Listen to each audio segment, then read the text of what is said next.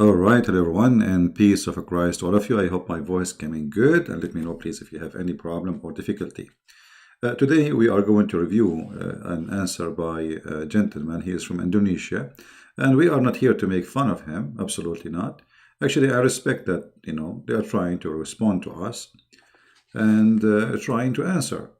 Actually, the problem is that those who claim to have knowledge, they don't dare to call us. And I mean, as you see, we feel like we are begging for one. Like, who wanna call us? Who wanna debate us? Who wanna. And yet they claim they have knowledge, but they don't. As you see, they call themselves ustad. I mean, but where we can find them, those ustads? And even if there is somebody he claimed that he can refute us, they don't want to talk to us. So I'm so glad that the gentleman, his name is Muslim Menjawab. I think this is Menjawab mean answer, right? Because the jawab is an Arabic word, which mean answer. Menjawab. So it means something in Indonesian language have to do with answering me.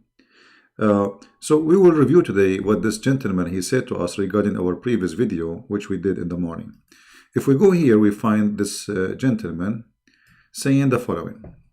First, I mean, there's some comments. They have nothing to do with our topic. But anyway, he said, CP, donkeys is used by Jesus to enter Jerusalem in his last life. His last life. Don't make everyone hurt, including Jesus, who like donkeys. And what does that mean? But my friend, we were talking in the morning that Jesus, he don't even own a donkey. While you're a prophet, he want to big the big TV, he want to big the big booty.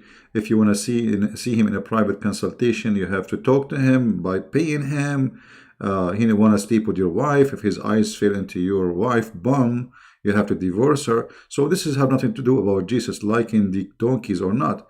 However, as long as you like donkeys, Allah don't like donkeys. If you go to the Quran, you will see Allah, he said, Allah, not me, that the most voice, supposedly Allah he hate, this is why he mentioned the voice, claiming that there's a guy, his name is Luqman, and Luqman is a person who Allah provide him by wisdom. So this is the wisdom of Allah. The most ugly voice, according to the Quran, is the voice of a donkey. All right. Chapter 31, verse number 19, and I'm showing the translation in your language, in the Indonesian language. By the way, in the morning we showed you many verses in the Indonesian. Somebody said in the comment that it doesn't say. Let me see what he said in the comment. Somebody said that translation is not the same as I said, which means the translation is not right. Let us see in the comment. Okay. Where we can find.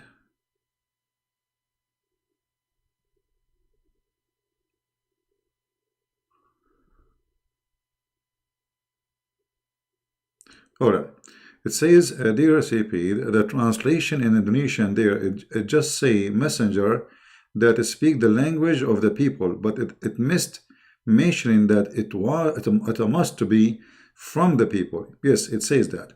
If you go in the Quran, let us open a different page so we can save the one about the donkey for later. If you go in the Quran, you will see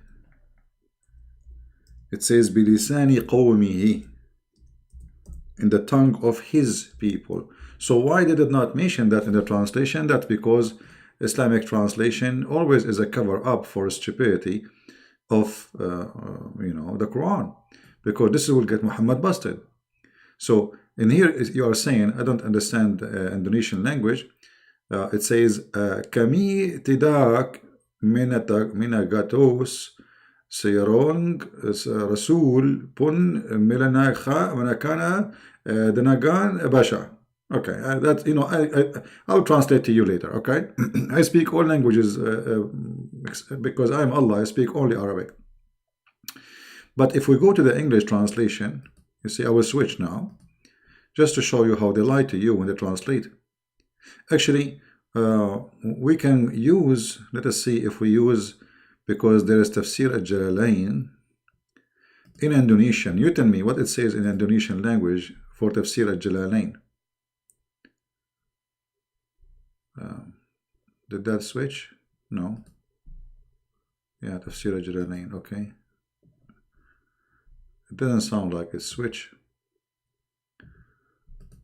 It doesn't sound like anything changed. Looks like the page is acting up. Let us see again. But anyway, let me show you in English, because we can get them easier busted in English. This is the interpretation, in translation of Yusuf Ali. You see, we sent not a messenger except to teach in the language of his own people. Do you see it? Because in Arabic it says qawmihi. This is the word. Qawmihi is his own people. It's not, should not be even between two brackets, because it says qawmihi, his people. So Allah will not send the messenger unless he is from the people, speaking the tongue of the people. All right. Now, if we go and see the Muslim, the Indonesian Muslim, trying to give us the answer, I apologize, my voice is tired maybe. Let us go down. Look what he said. Quran is in Arabic, cause the first followers of Muhammad are Arabian, and then it's share for the world with many translation. Arabic Quran to ensure originality. Quran has less versions, not as the Bible, so many verses. What? It's about 40 more Bible. What does that mean? I mean, this is, my friend, when we say King James Version, that is a translation. That is not a new Bible. The same as you say Yusuf Ali translation. The same as you say Biktal. You see how many, look, if we go in the list here, how many versions based on your understanding it exist. All of those are translations. Otherwise, we know we have the Bible in Hebrew, in Greek, in Aramaic. Those are the original. But the rest is a translation. So don't be a fool. Secondly, you don't, okay, you are saying the reason the Quran in Arabic, because Muhammad, his first followers are in Arabic. This is not my topic. You see, the problem is that they don't even listen. I don't want to insult this person. He did not, he is not rude. He is trying, like even he used the word fool. But look what he said. He said, because the Muhammad is an Arab and people who he is talking to, they are Arab. So the Quran is in Arabic. This is not the topic. The topic is, it says, we send not a messenger except to teach in the language of his own people, in order to make it clear for them. Let me highlight that for you, which means it's not going to be clear unless it is in your language. This is the Quran saying that, not me. Do you see it? In order to make things clear to them. So why the Quran have to be in the language of the Arab? Because they are Arab, and this is the only way to make it clear to them. Okay, but this is mean that Muhammad cannot be a messenger for you.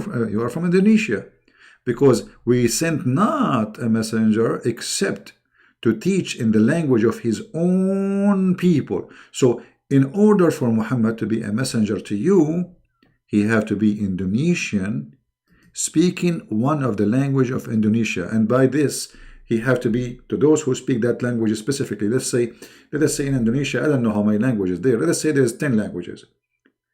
So you cannot have one messenger for all those ethnic groups who speak different languages. Every ethnic group in Indonesia have to have their own messenger who speak their own language, and he is one of them, in order to make it clear to them. That's mean Muhammad, he cannot be a prophet for you. So your answer have nothing to do with our question. And this is always what we notice about Muslims. They are very confused. It's like they are taking hashish. The Muslim right away, he go to the mode to defense. And by the way, all Muslims, they accuse you you are a liar. It doesn't matter what you say. The second you speak negative about Islam, you are a liar. I mean, we know. Actually, Muhammad, the funny, they say we are liars. Isn't it Muhammad, he says you can lie in 3 cases? What is the 3 cases? You can lie to your wife. I mean, even to his wife, he cannot be true. I mean, a Muslim, he cannot be truthful with his wife. You can lie to your wife. You can lie to your friends. Supposedly, the purpose is to fix problems. I mean, how you can fix problem by lying? The lie itself is a problem. It's a big problem. Stupidity. And lying to your enemies. So for us, you know, we are not, we don't consider myself an enemy for the Muslims, but for them, I am an enemy. The Quran says, kill the Christians and the Jews for they don't believe in Allah. So we are an enemy because we don't believe. So they are allowed to lie to us. So you can lie in 3 cases. One of them to your wife. One of them to fix problem with your friends by lying, supposedly. And the other one is to lie to your enemies. And for Muslims, we are enemies. Anyone who don't believe in Allah is an enemy. Islam divides the earth to 2 lands. The land, actually 3 lands. One is called the land of Kuffar, one is called the land of Islam, and the other one is called Fitna, which means it's between. Like, you know, there is Muslims, but they are confused between to practice, not to practice. So anyone who is not living under Islam, he is an enemy for Allah. Anyone. So they can practice lying to you. So Muhammad, he made it clear. He said, رخص الكذب in 3, like Allah, he approved lying in 3 cases.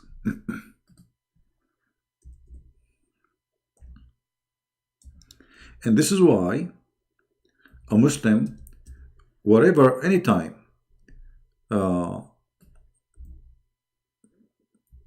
you talk to him about Islam, the first thing he will say to you, you are a liar. Because he take a defense mode. And let us see. Here we go. It's not lawful to lie except in 3 causes. Read carefully. Except in 3 causes. Something the man tell to his wife. What a great ethic. What a great ethic. This Muhammad is teaching the man he can lie to your wife. And the Muslim, they will give you a hilarious explanation. And one of them, what if your wife asks you if you married another woman? You will say to her, no, that will cause you a problem. So you lie to her. You say, no, honey, you are the only one. Or what if your wife, she asks you, am I beautiful? And she is ugly. What you will say to her? You will say, yes, you are beautiful. So, I mean, they are silly, stupid. I mean, lying is lying. And lies from the devil. Jesus said, the Christ, the Messiah, our Lord, he said, who is the father of all lies? Who is the father of them? The devil. So Muhammad is the devil himself, teaching people bad ethic, breaking the family, because, you know, a family is based on lie, will not provide anything except lies. Then the second thing, to lie during war. Muslims, they are in war with everybody who don't believe in Islam. Everybody. Muhammad has said that in order to fight all mankind until they say there is no God but Allah and there is no prophet but the Fufu Muhammad. And lie in order to bring peace between the people. To fix things. Actually, it doesn't say bring peace, it says to fix things. Okay, so I have 2 guys. One of them, his name is Dudu, and the other one, his name is Huhu, and they hate each other. So now I want to fix the problem between them. How I want to fix it? I go to the first one, I lie to him, and I go to the second one, I lie to him, and then I make them agree to shake hands, supposedly.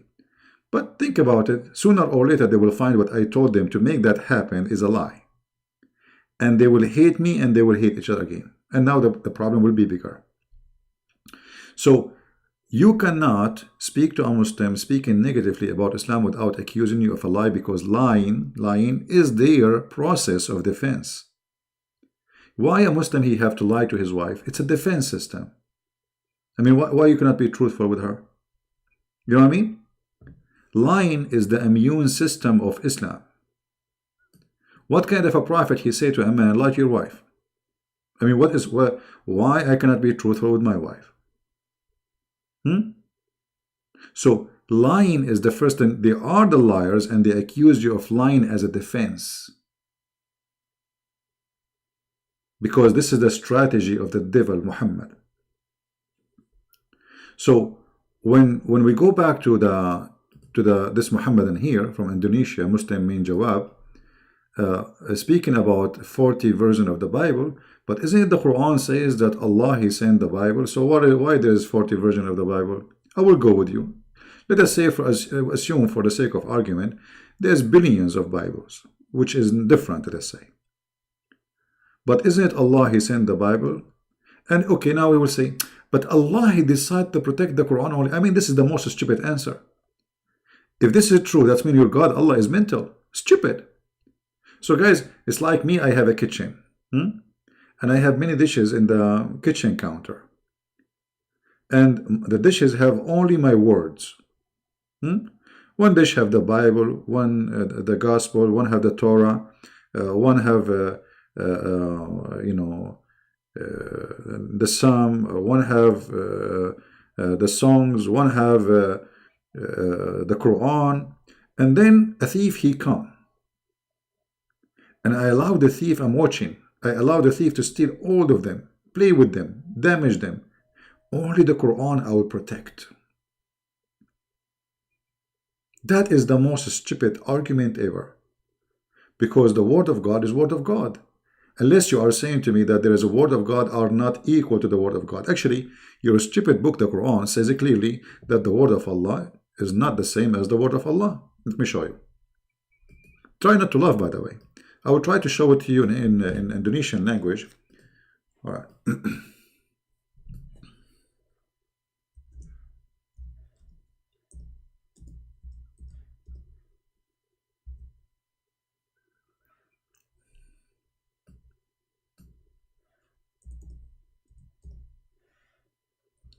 Look at this verse. Chapter 2, verse 106. I will switch to the Indonesian.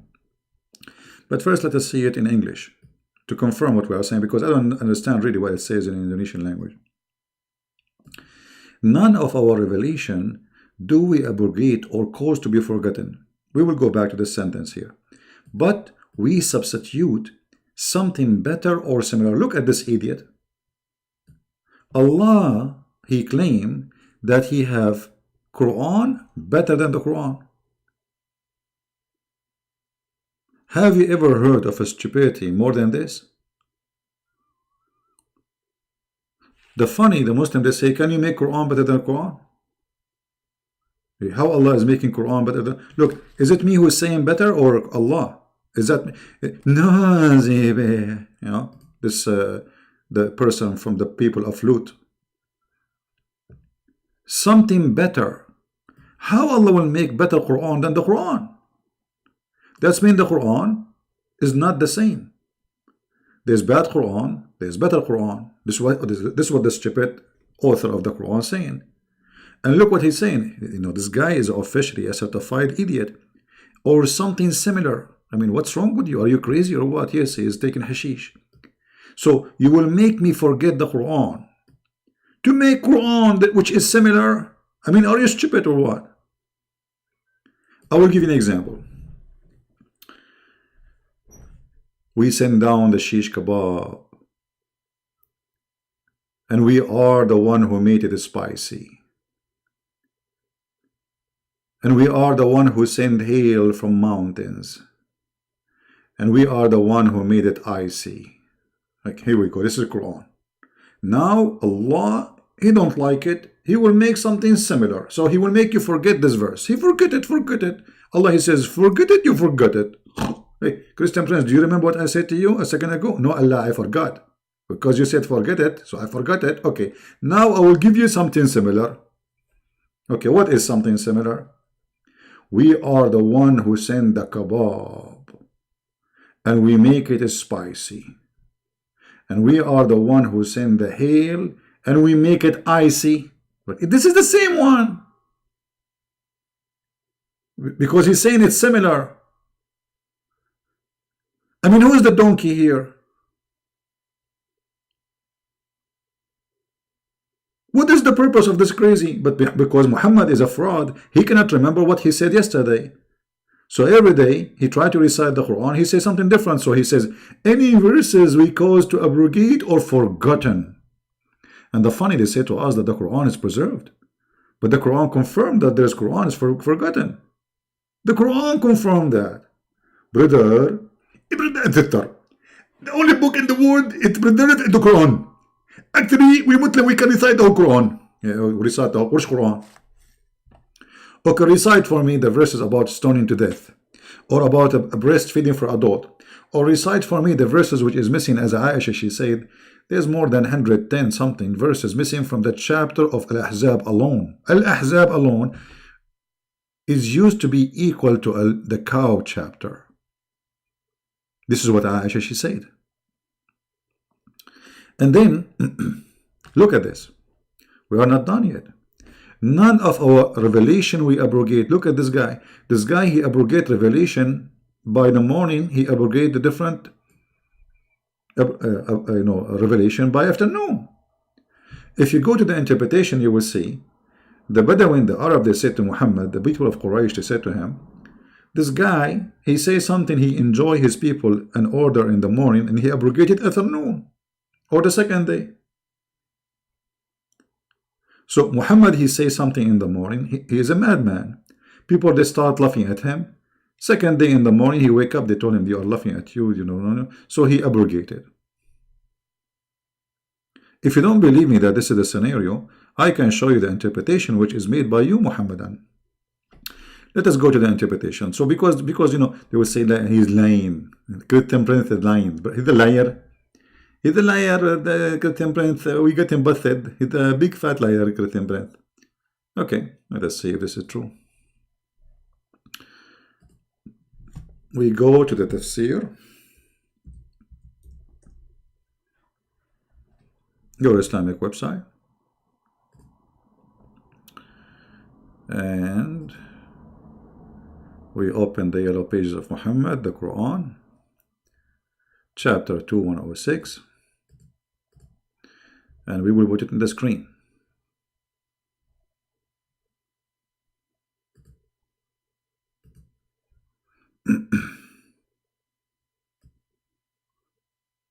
Okay. Read, guys, carefully with me. Let me put it over on the screen. Read with me and laugh at the stupid prophet who claimed to be a prophet. Obviously, he's a fraud.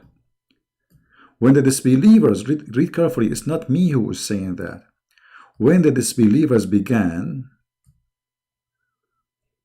okay, let me be sure that you see the whole text, you see it, okay. Yeah. When the disbeliever began to write the matter of abrogation, saying that one day Muhammad enjoins his companion to one thing, and then the second day he forbid it. Do you see it?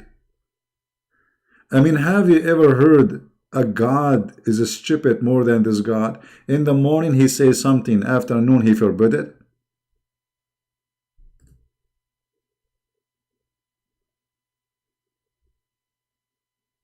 Do you see it, guys? Is it Christian Prince saying that? No.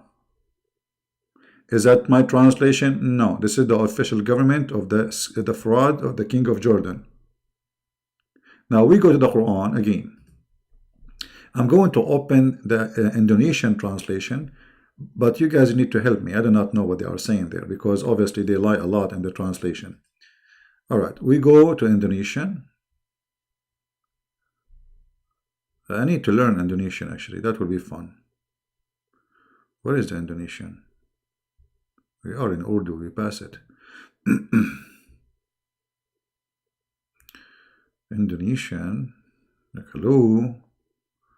Hindu, here we go. Basha. All right. All right. Okay, let me read for you, because most of you do not know Indonesian. As you know, we are Arab. We know all languages in the world. Ayat mana saja yang kami nasakhakan Atu kami jadikan miniyusa luba. I know Luba. You know, Luba and her friends, they are, I know them. You know, we used to eat Luba together, you know, like, yeah, anyway. So, uh, anyway, translation. Any of our ayat, chapters, verses, we abrogate, cause to be forgotten or abrogate, we will make something better or similar.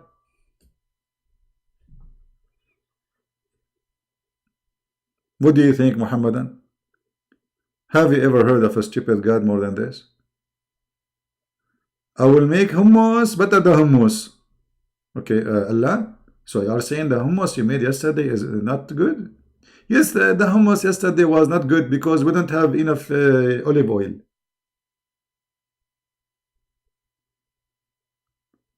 Luba mean forget. Okay, I'm going to borrow. You know, I will practice my Islamic prophet behavior, and I will borrow money from you, and I will say to you, Luba, just forget it.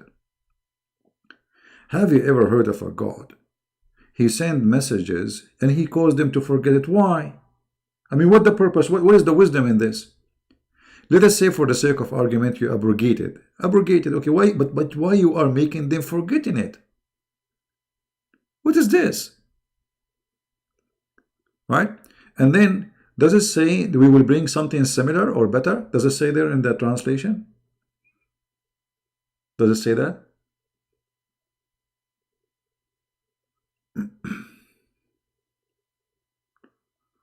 Does it say that? Guys, you tell me. Does it say that we will make something better or similar in the Indonesian language? Help me, please, because I forgot my Indonesian. You know, I have a PhD, not PhD. I have PhD in Indonesian language.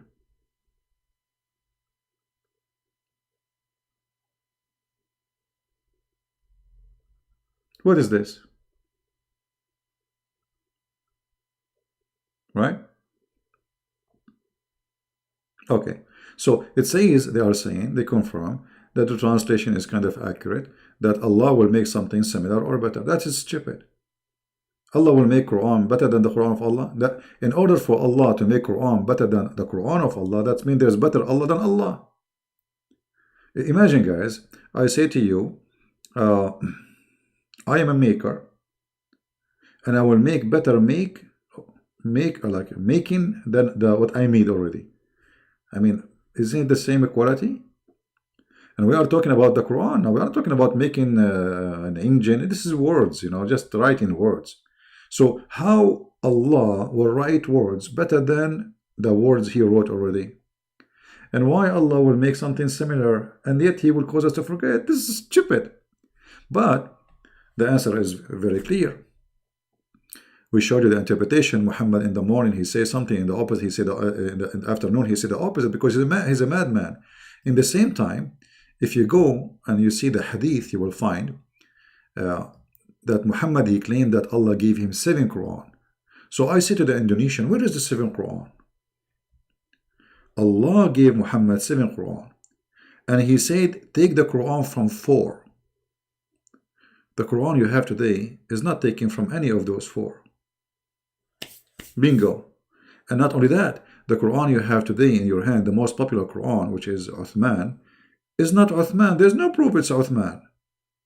The book of Uthman does not exist. This is recitation according to. We go all the way to Hafs, who is accused by Muslim to be a fraud, him and his father, stepfather, which is Asim. But if we go here, you will find Muhammad saying that Muhammad, he negotiated deal with Allah, saying to him that the Arab are stupid, but we are not. I'm an Arab. You know how smart I am. Hello. But look at this.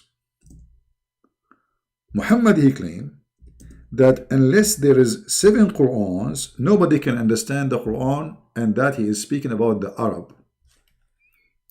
Is it a Christian prince saying that? No. Fufu, the prophet, saying that. Read carefully. read care, and this is Sahih. So don't tell me this is weak. We can show you from Al-Bukhari, we can show you from Muslim, doesn't matter. So don't tell me the game of Sahih and weak and potato, tomato. It's a weak religion. Allah, Jibreel, he came to Muhammad. Jibreel, the pizza guy. Allah has commanded you, he said to Muhammad, to recite to your people the Quran in one dialect. One dialect, it means it's in a different way, which means different words, because the dialect different, people have different, let's say, language, like there's many nations today, they speak Arabic, but they are not Arab, like Egyptian, they have their own dialect, but this is not really Arabic, it's mix of many languages. So Allah, he commanded you to recite to your people the Quran in one dialect. Upon this, he said, I ask from Allah a burden of forgiveness. Please, Allah, please, please. My people are not capable of doing it. What the heck? What? Guys, does it say my people are not capable of doing it? Or I'm making things up? Does it say that? Does it say that? What do you think? My people are not capable of doing it. Doing what? Doing what exactly? Because the Quran about what? Is about learning about Allah, learning about Islam, right? Okay. So with one Quran, Muhammad saying, not me, that no Muslim is capable of doing it, which means to be a Muslim. So you bunch of fool, you say to us, our Quran preserved. Where is the Qurans? Because you have to have one Quran is not enough. Who is saying that? Muhammad.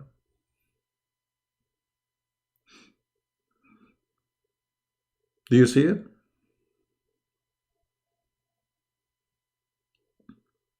And then Jibreel, the pizza guy, Jibreel like coming back, forward, and Allah spanked him, Muhammad spanked him, Musa spanked him. Actually, once the angel of death, he went to Jibreel, Musa's, he spanked him in his eye, and he took his eye out. Unbelievable. True story. Then Jibreel, he came back for a second time and he said, Allah has commanded you that you should recite the Quran to your people in two dialect. Really? Really? Yeah, okay, hold on. I mean, what this is? Muhammad is correcting Allah. He corrected him first time. He said to him, they cannot do it. Allah, are you stupid or what? Second time, Muhammad, he said the same. Upon this, Muhammad said, again, I seek pardon and forgiveness from Allah. My people are so stupid to do it. What the heck? This is what it means. My people are so stupid to do it. My people would not be able to do so. Why? Because it's one dialect. Okay, hold on. So those are Arab who speak Arabic, and their Arabic is perfect. They are Bedouin, because I mean they are living in the desert. They don't mix with others, so their Arabic is way better than the Arabic we know today.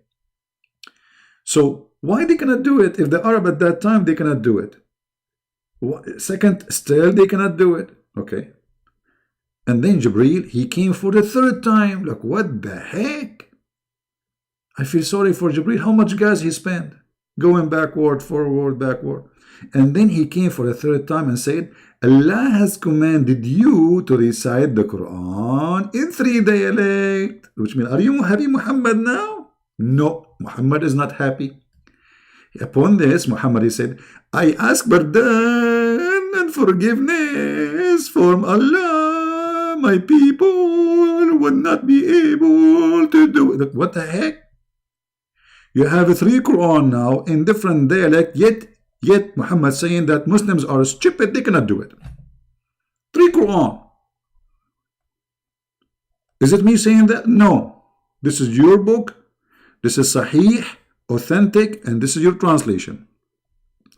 Then Jibreel, he come to him for the first time.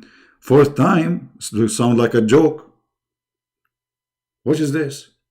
And he said, Allah has commanded you to recite the Quran to your people people in 7 dialect.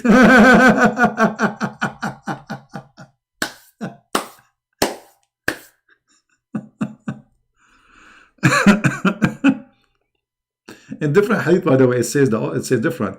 It says like he keep coming after that, which means many times, and then they became 7, and then he said to him, "That's enough." And then in which dialect they would recite, it would be right. And look how stupid the end of the movie is. As long in which dialect they recite would be fine. So why he wanted 7? Do you see the donkey? Guys, do you see how a donkey, he proved that he is a certified donkey? As long in which dialect would be fine. So why the idiot Muhammad keeps saying they cannot do it, they cannot do it, if one dialect is fine? Read with me carefully. And in whichever dialect they would recite, they would be right. So Muhammad was a drunk or what? Because he's saying they cannot do it, they cannot do it. It's one dialect is enough. It doesn't matter. The same story saying that. It's like, you know, like there's a movie. A guy, he wanted to open the cave of Alibaba.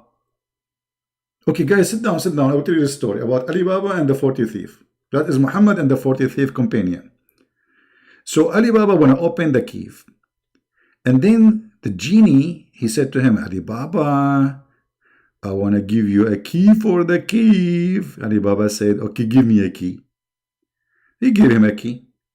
And then Alibaba, he said, "You know what? One key will not be enough. I want 2 keys. The genie, he came again. He gave him second key. Alibaba, he said, "No, I want 3rd key." The genie came back and gave him 3rd key, 4th key, 5th key, 6th key, 10 key, 20 key, 25 keys, 30 keys, 35 keys, 39 keys, and still Alibaba is not satisfied until they became 40 keys. And then the genie, he said to him, "You idiot, all those keys are the same. It doesn't matter which key you use, it opened the door." Do you see how stupid this story is? And here you need to ask yourself, do Allah knew that one dialect is not enough? Muhammad is correcting Allah. Now, if we ask the Muhammadan, okay, where is the 7th Quran which Allah he gave to Muhammad? Where we can find those 7 Quran which Allah he gave to Muhammad? I will tell you where. I just found one. Hold on. My neighbor, he have a copy of the Quran which nobody have, because he have a goat. The verse of stoning and breastfeeding for adult, there's Quran about breastfeeding for adult. Yes, brother. It's Allah. Allah is very open-minded God. He want the Muslim to give their nipples. Walking down the street looking for nipples. The Muslim will record me now, and they will edit the video, and they will say, "Look what the Christian prince he says to the Christians." Stupid idiots. The verse of stoning and breastfeeding for adult 10 times. Breastfeeding for adult 10 times. Are you sure? I mean, 10 times it make a difference, does it? 10. Why not 11? Why? There's like is that a nuclear coding or something? Why 10 times is what Allah he like it to be? What about 9 times? What about 99 times? Why 10 times? Why 10 times? There must be a secret behind 10 times. Look, if you do it 9 times, it's not accepted by Allah. You have to do it 10 times in 10 different days until you are satisfied, which means you have to suck the nipples until you cannot take it no more. And then you have to stop only when you are satisfied. This is God. I mean, isn't it obvious that this guy is making fun of you? Breastfeeding for adult. Okay, what happened to the breastfeeding for adult and the stoning to the death verse? Aisha saying the verse stoning to death and the breastfeeding for adult 10 times was revealed and the paper was under my pillow. When the Messenger of Allah died, we were preoccupied with his death, and tame sheep came and ate it. Meh, meh. What happened? Okay, hold on. Many of you will not understand this story, so I have to make it somehow visual. I have to use my skills. You know, I'm very skilled in art and etc. So this is the bed of Muhammad.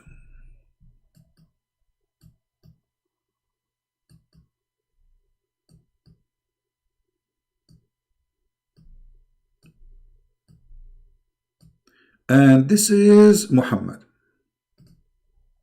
in the top of the bed. We will make him orange.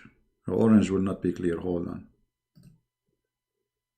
Because I thought I will make him more pretty. Yeah, actually, there's a hadith says he became blue. So this is Muhammad on the bed, and he is dead. All right. Then a goat, she entered the bedroom of Muhammad. Meh, meh.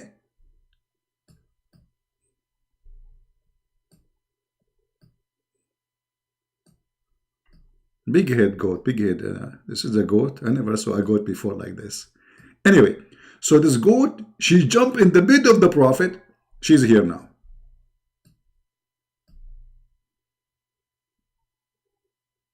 In the top of the Prophet, brother.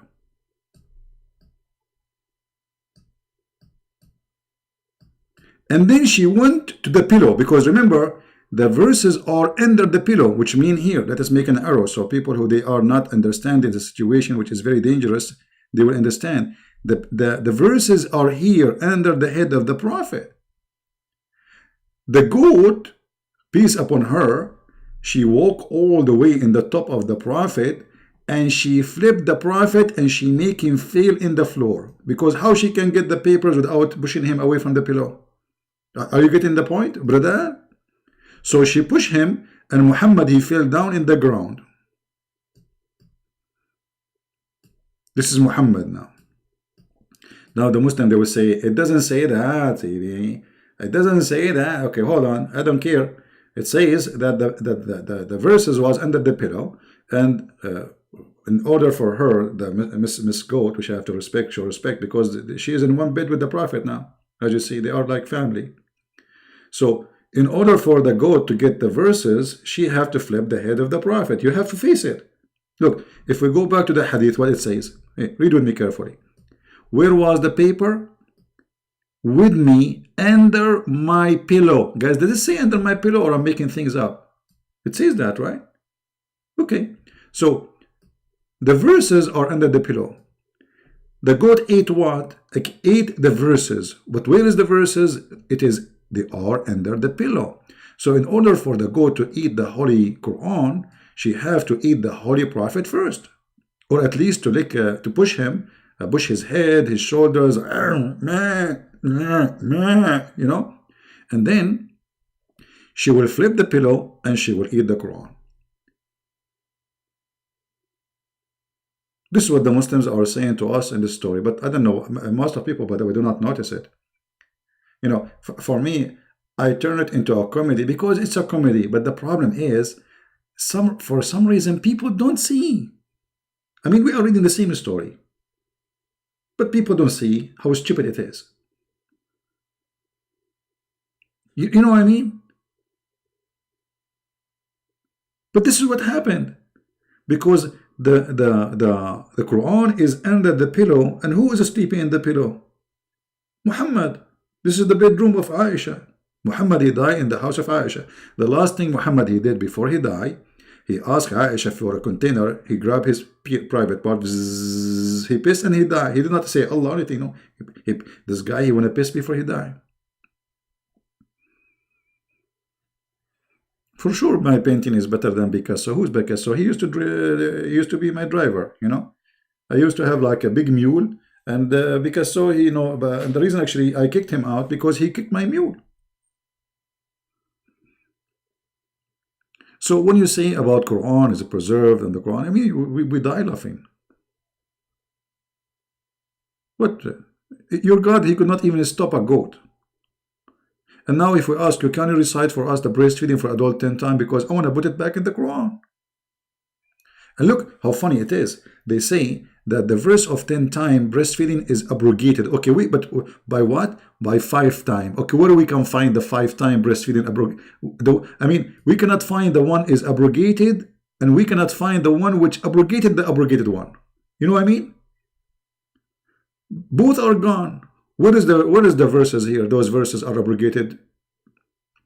Abrogated by recitation, but not by ruling. Look at this. Have you ever heard of a stupid religion more than this? Abrogated by recitation, but not by ruling. What is the wisdom behind this? So we are going to follow the law, but we will not write the law. I mean, what the... Sit, brother and sister. We are very intelligent, and we are very smart. So we made a law, and then we destroyed the law, but we will follow the law. What the idiot, this guy? You will follow the law, but you destroy the law. Why? Okay, how you can follow it if you destroy it?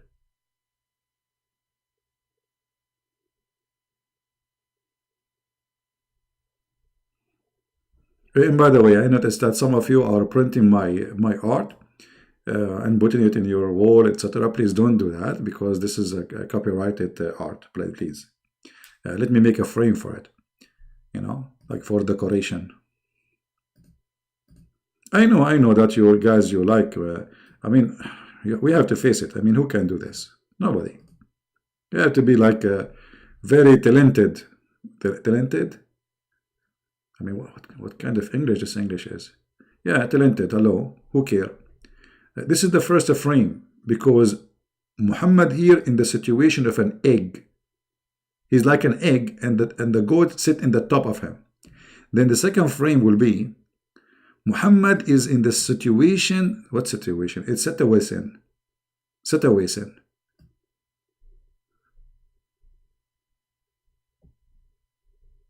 In his funeral day. See, this is like a symbolic drawing. Very artistic. Let me add some nice art, which you guys don't appreciate. You don't even deserve. I don't know even why I'm drawing for you. You guys don't deserve my art. We have to make this day beautiful for a prophet.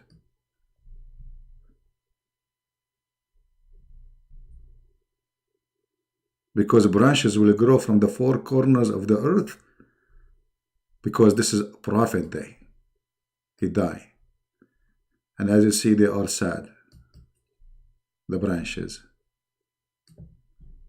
And because this branch is going to be upside down, so it's against the gravity, so this is a miracle from Allah.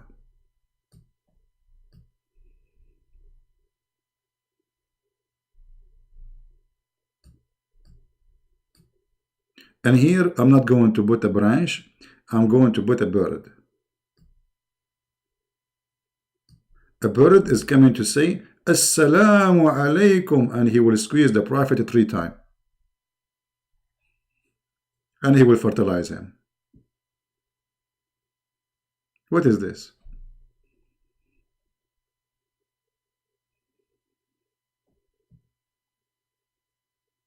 Now, be honest with me. Have you ever seen a better teacher than Christian Prince?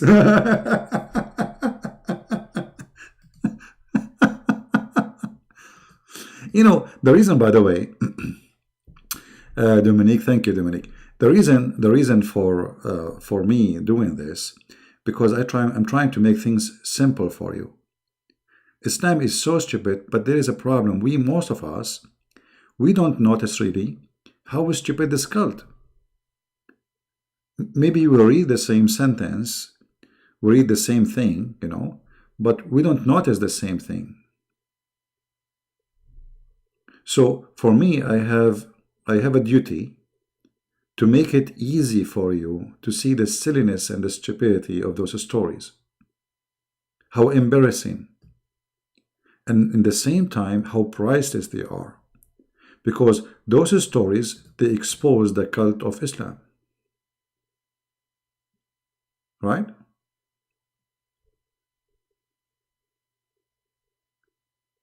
So now, let me take a snapshot about this art for later, because we will change the page now. Selfie, smile, Muhammad. All right. So now if we go back to the response of Mr. Menjawab, speaking about many Bible, my friend, you just get yourself busted, because the Bible is supposedly the book of Allah. And if Allah allow, if we ask you, did Allah allow the Bible to be changed, or it was against his will? Good question, isn't it? Was it against his will or by his will? If it's against his will, that means Allah is a fufu. If it is by his will, that means Allah is the devil. He is the one who changed it. Should choose one. Now, we go to the second statement he made. CP, don't be foolish about the jinn. Jesus often demonstrated his miracle healing his followers that are possessed by jinn. Read your Bible, my friend. I don't want to say the word idiot because I'm avoiding insulting you. Jinn in Islam are not spirit. They are a creature. Even they have sex with your wife. They are not a spirit. Even they eat bones and meat and chicken.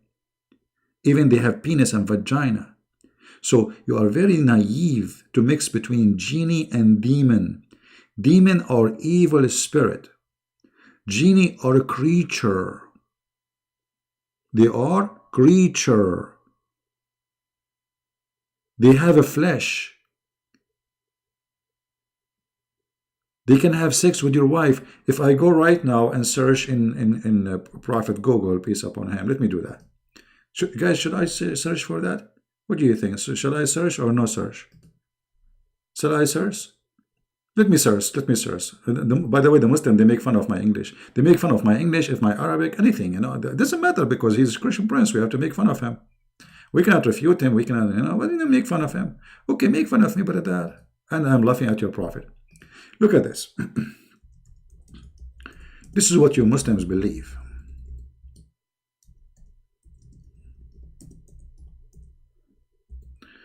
I went to Google. What's wrong with this? What I'm getting here? Okay, hold on. Oh boy.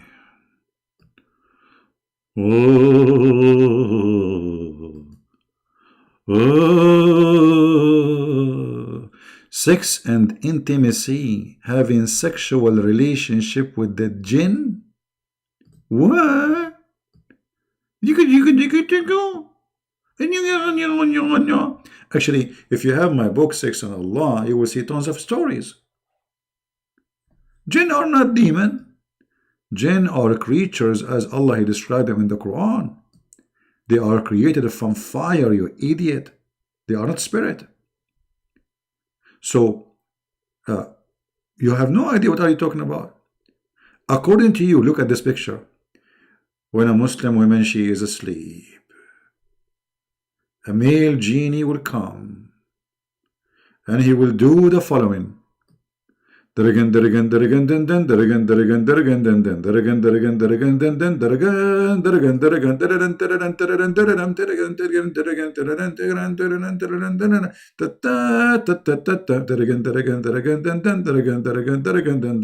that? I don't want to see those pictures, man. What is this? Let me go to different. Oh boy, it's getting more graphic here. What the heck is that? Let us go to the front page.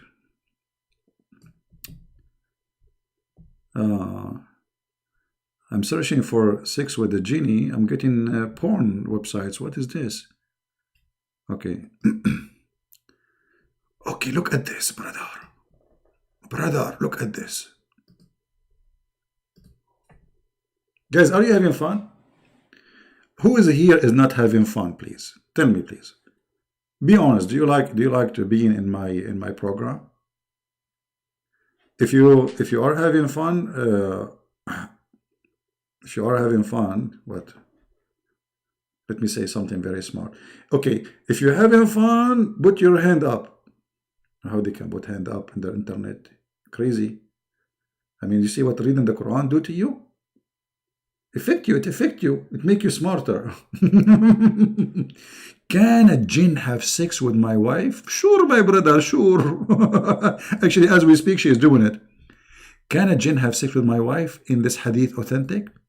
When a man has intercourse with his wife and does not name Allah, the jinn calls around his urethra and has intercourse with with him? Like what? Like, are you serious? In the internet, you can, okay, in the internet, there is an option to keep with your hand up. Unbelievable. Technology, brother, technology. By the way, we are the one who created the internet, the Arab. Yes, we're the Arab. The first scientist who has created the internet, his name is Abdul Window. Yeah, Abdul Window is very famous. Anyway, so, do you see how naive they are? They do not know that genie are not demon. Those are really creatures, and they sleep with your wives always. There's a guy, he opened the door at his wife, and he found his wife doing something. I'm not going to say what. But for sure, it's not to clean her nose. All right? So he told the sheikh, my wife, she is doing things when I open the door, And the sheikh is not going, look how smart the sheikh. He did not say, obviously, your wife is horny, you idiot, and you are not doing your job. He's not saying to him, she is lonely and you are stupid. He said to him, brother, obviously, your wife is having intercourse with the genie. Like, what the heck? A genie? Yes, brother.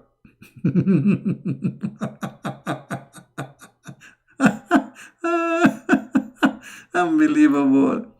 And look here. Different hadith. I don't know if you can see, if you can read the whole thing. You can read it? I think you can read it, yeah.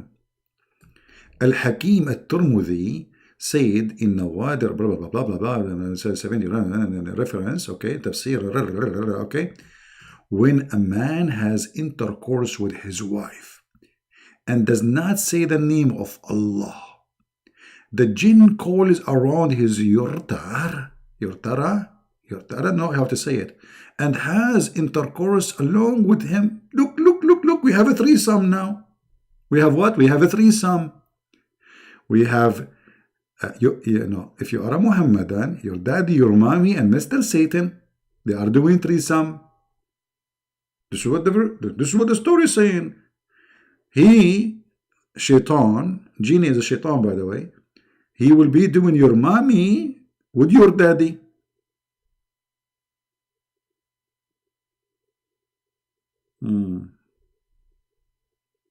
Man.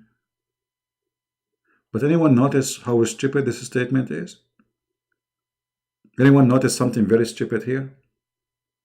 Additional to the stupid story itself. Look, think with me for a second. I'm not smart, and you guys are. You need to help me, please, because I'm slow. If you don't say, what it says, if you don't say that prayer, Shaitan, which is a genie, he wound himself around the man penis, right? Correct? It says that, correct? Does it say that or no? Okay. So he put himself, let me highlight it for you. When a man has intercourse, so what is the position now? Boom, boom, boom, intercourse. Take a note, brother. It's intercourse time, brother. With his wife, I'm so glad you say his wife, not his goat. And does not name Allah. So what is the problem? You don't name Allah. Okay. The jinn or shaitan, he called himself around his penis. And he do boom, boom with him. Uh-oh. Uh-oh. Uh-oh. Oh, uh-oh. Look how stupid Muhammad is. Because Muhammad himself, his father, is not a believer in Allah. And he did not say that a prayer. That means Shaitan is the one who did the mother of Muhammad and make Muhammad the baby. Do you see how stupid Muhammad is? Do you notice what happened? Because if you don't say that, if you don't say the name of Allah, and actually there's a prayer, not only a name of Allah, that means you are the son of Shaitan. Even there's a verse in the Quran, by the way, about this.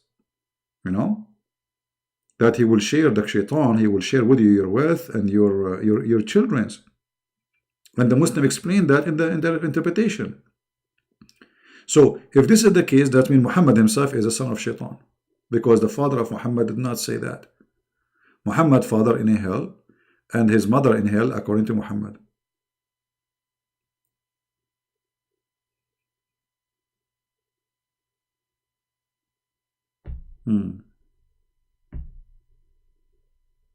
I wish I can draw this story for you, but excuse me, it's so graphic, okay? Excuse me, hello? I mean, come on. I'm not going to draw this story for you to make you understand. Okay, but I will make you understand in a different way. All right. Let us say there is a tree. Tree. You know, tree, normal tree. Tree is a growing here, tree. This is a tree. And this is a tree is a growing. Growing up, brother. All right? If this tree forgot to say the name of Allah, Satan will come and will round himself around the tree.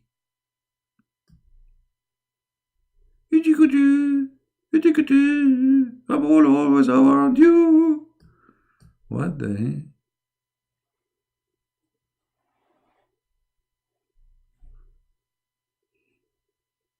This is the tree, okay? This is not something you think, hello, it's a tree.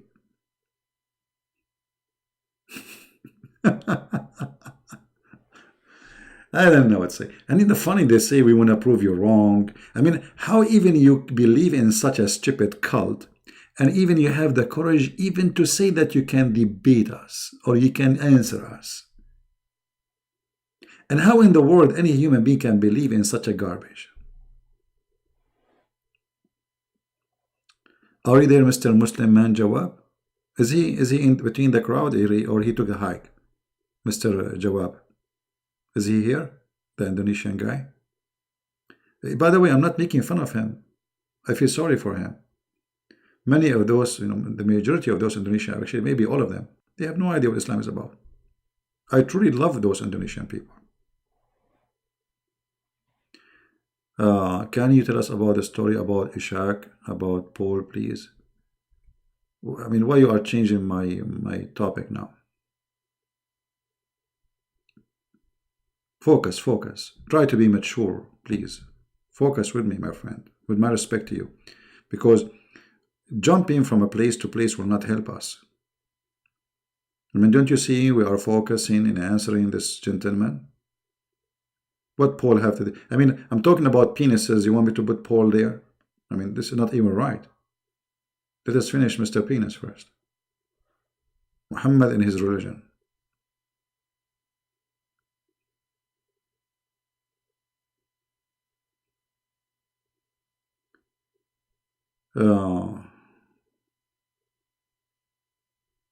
Yeah, actually, there's tons of stories in the internet. You can search. You will find tons of stories about Muslim women having sex with genie, or even Muslim man having sex with genie. And you know the funny, I am single. I mean, come on. What is those genie, the female? Like, hello? I mean, what, they come only to Muslims? Only Muslims?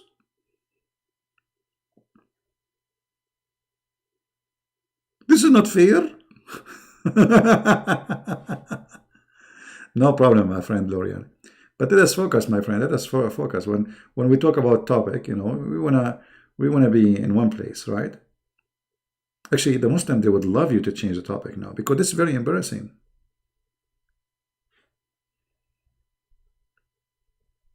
You know what I mean, Dorian? Right? They wish that you will not talk about this. This is embarrassing. Look at this madness. This is alone is enough to prove that Muhammad is a fraud. Now, we can find in the internet tons of stories about those things. Right? And the Muslims, they believe in them. They believe in these stupid stories. They believe even they spend money for those stories.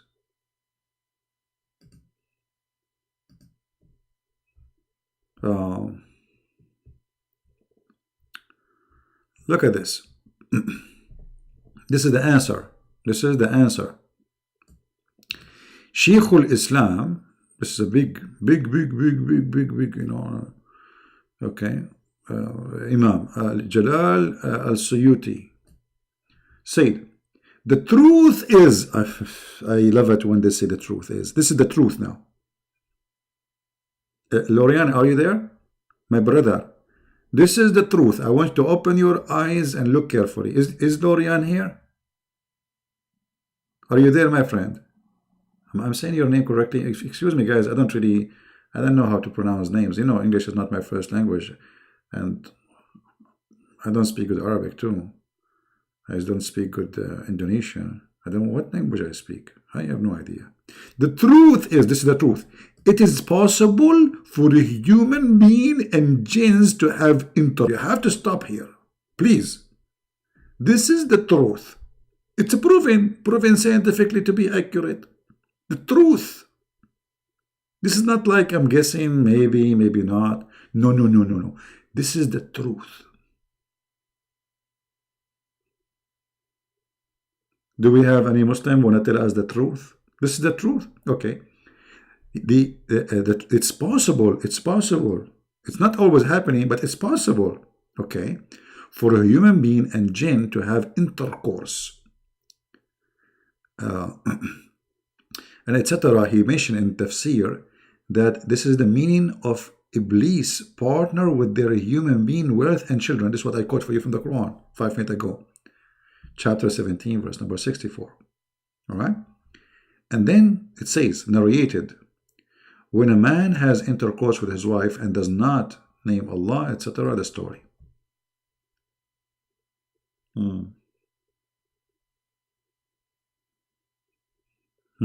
It left, taking it right, and now I get better understanding. Alhamdulillah, Alhamdulillah.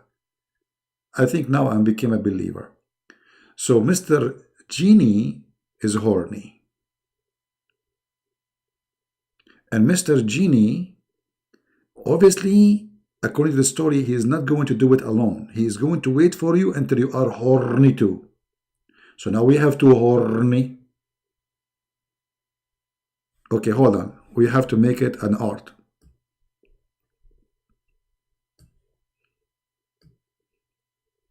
I will explain it to you little by little, in a slow motion. If you allow me, please, if you allowed me.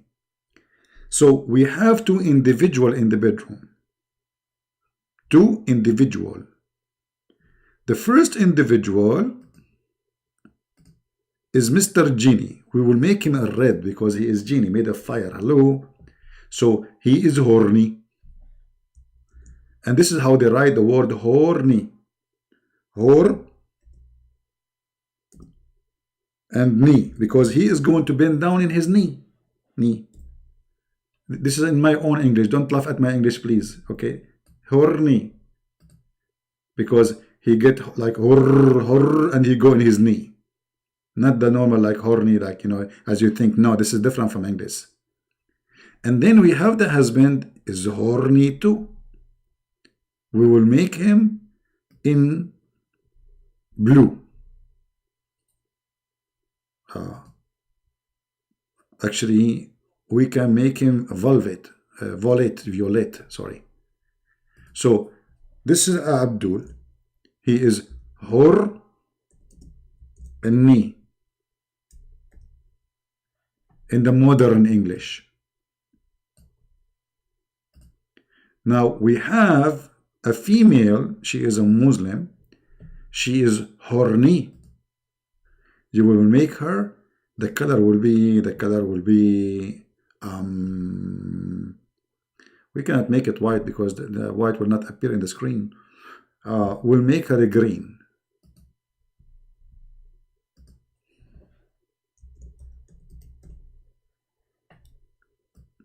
Now she is really horny now. The real horny is here.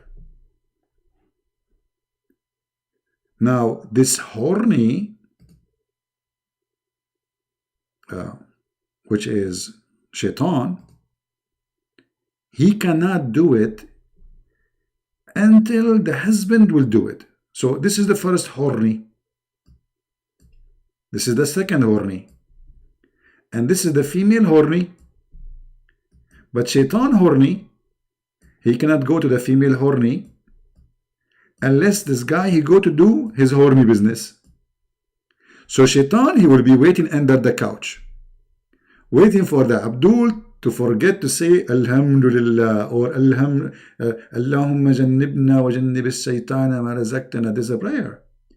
He's saying to himself, I hope he will forget it. I will hope you forget it. I will hope you forget it. The guy now in the top of the bed, his wife is naked. He want to do it. And now he forgot it. And the shaitan like, yes, yes.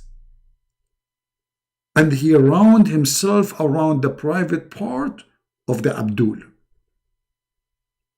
You know, guys, do you remember Mimi? He don't say inshallah. Obviously, he don't do it too when he do boom boom. So each time he do it to his wife, obviously shaitan, he go around his private part.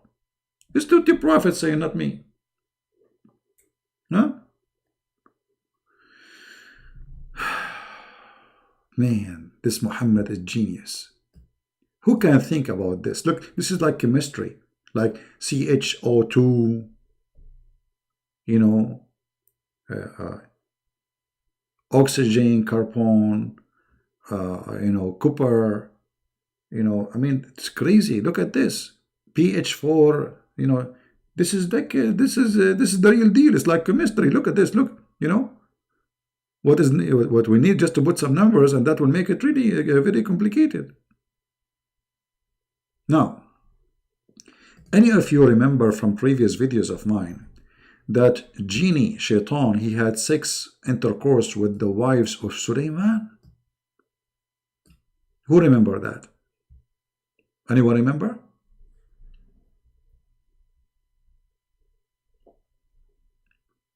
Who remember? Nobody remember? I'm really upset now. Nobody remember?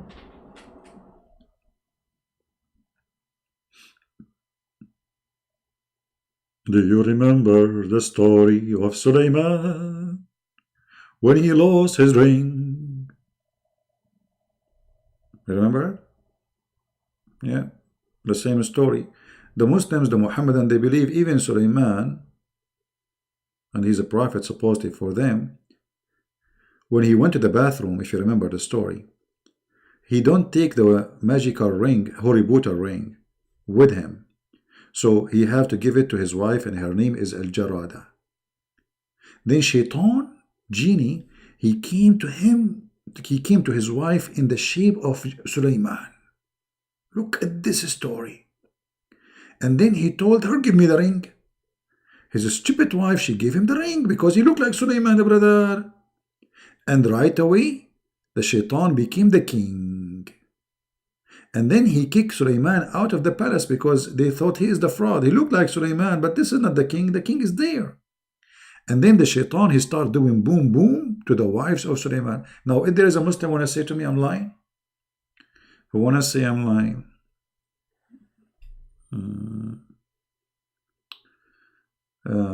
To have to hurt. The Quran says it doesn't have to hurt. Well, I don't know. The Quran says, guys, the Muslim, they say that I said the Quran says that human beings have two hearts. They say no, the Quran doesn't say that. Okay. I don't know. You Muslims always you expose me, right? The funny, those Muhammadan, they expose a Christian prince, but they are so sure they can expose him to the point they don't dare to call him and say, hey, I'm going to show you what you said. I mean, do you see how brave they are? Very brave. Now we are waiting for them to expose us by calling me. Otherwise, talking to yourself, people are laughing. Now here, in front of us, and the story of Suleiman, they prove to us that Muhammad, not only he is insulting your mind and your brain, Muhammad is pissing over every brain of a believer, because he is insulting prophethood, saying that Allah, he allowed Shaitan to sleep with the wives of the prophet. And in the same time, he said that the good women for the good men, and the good men for the good women. So how a prophet of God, she became a wife of Shaitan?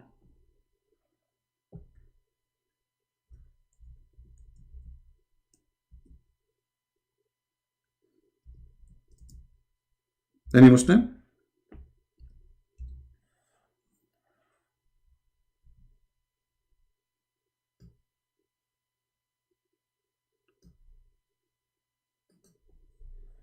Anyone?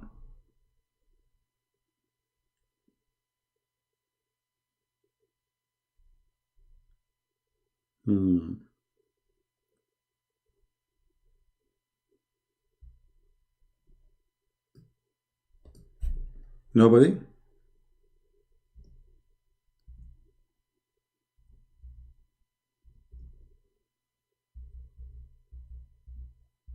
Let me see my Skype.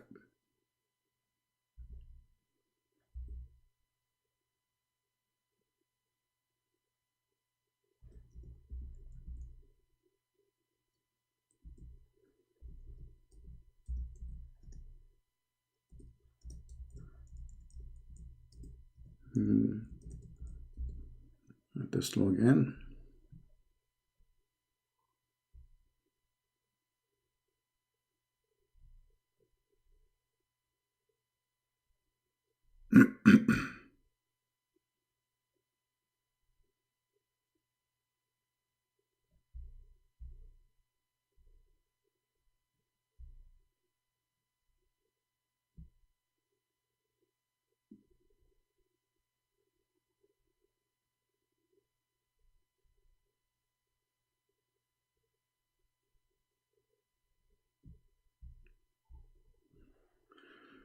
Okay. It's logging in, very slow. Let us try again. Exit Skype. Do it again. It's taking forever, like going in a circle.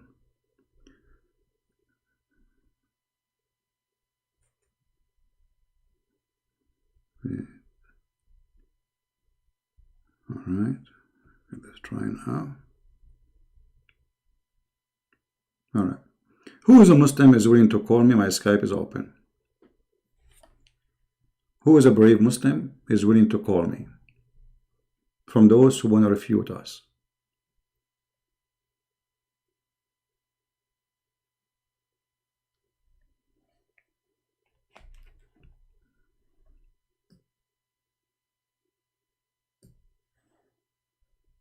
Any Muslim?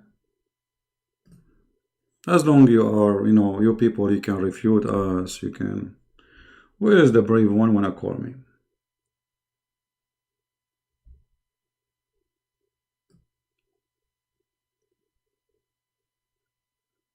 Hmm?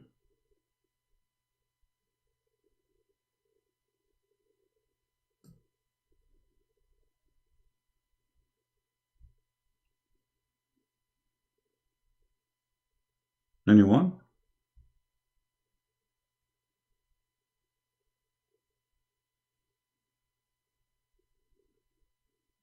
We can change the topic. I mean, no problem. Who is a brave Muslim on a call?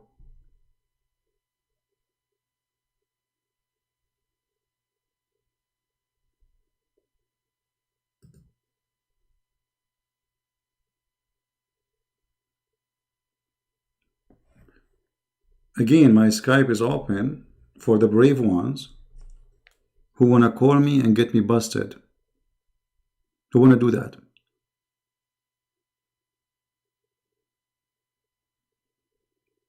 Mayday, Mayday. Who want to do that?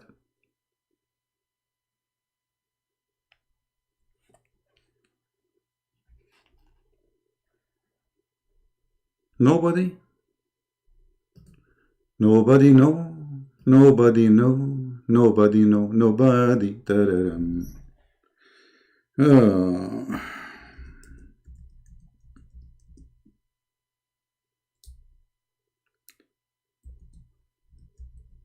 Let us see.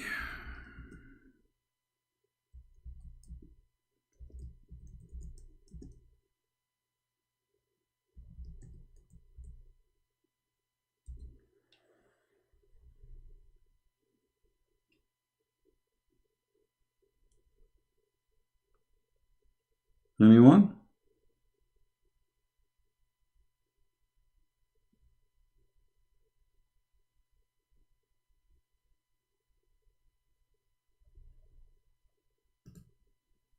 Nobody?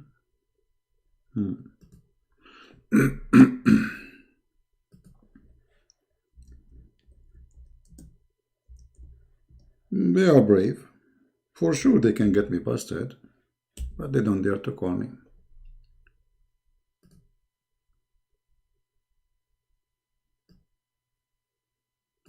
Or maybe they are busy having sexual intercourse with shaitan.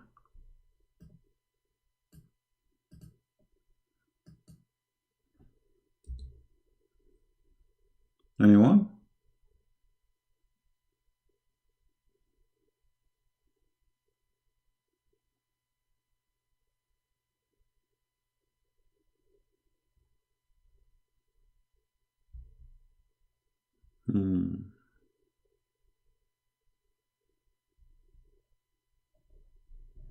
All right. Well, we always give you a chance to prove yourself, but obviously you cannot. You are brave, you Muslims, speaking to yourself, debating yourself. And the funny, by the way, they say that Christian Prince, he hang up on you. I hang up on people only when they don't want to answer or change topic or say, they start insulting. When I call you, you Muslims, you don't even give me a chance to talk to 2 seconds. How many times when we called Fifi Mimi, he hang up on me in less than 5 minutes? 7, 8 times, and how many times he muted me? No, because he's a coward. Here, you know, especially if it's somebody claim that he have knowledge, I will never hang up on you, especially if you are a person who is famous or claim your beard is long. Who want to do it? Anyone?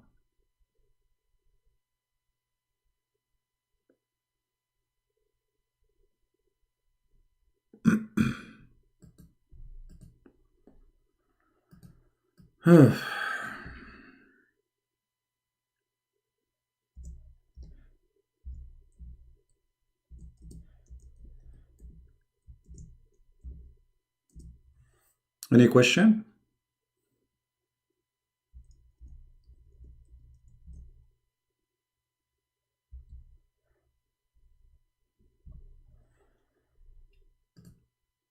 Any question?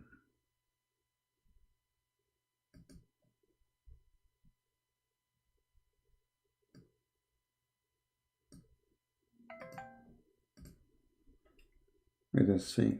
Somebody text me. Guys, don't text me. I want a Muslim. You know, we are looking for a Muslim.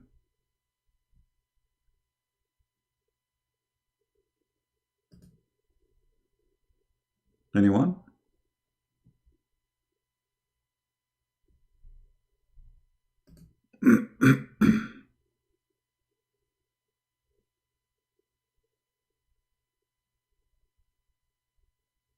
Hmm.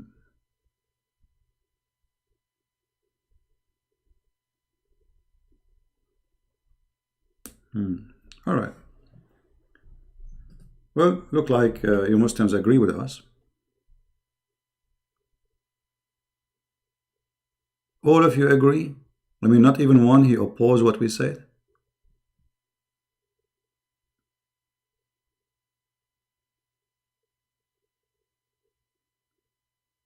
No?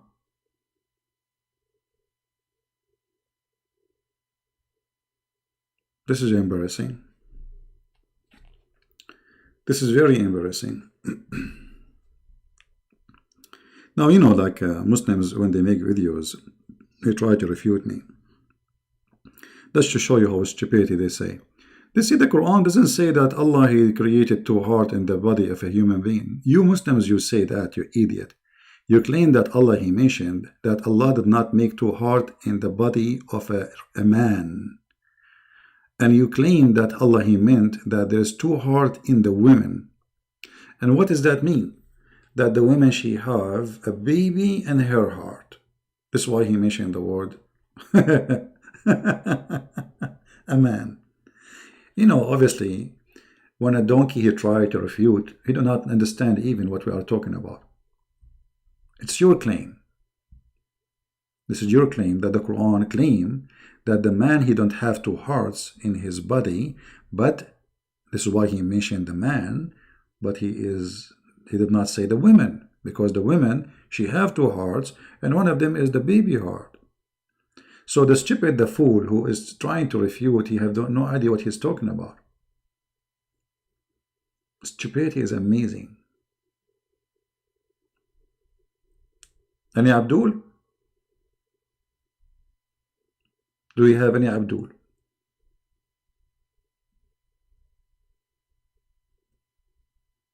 Hmm?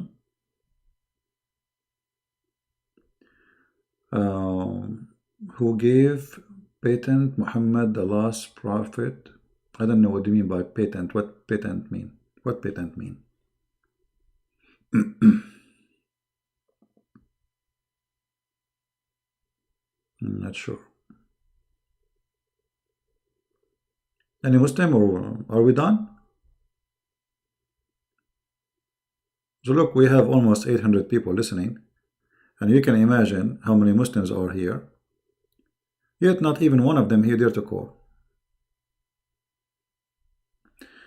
Does chapter 2 verse number 34 confirm that Satan is an angel? Allah is a Satan, and we can prove that easy. But we will go to the verse you are talking about.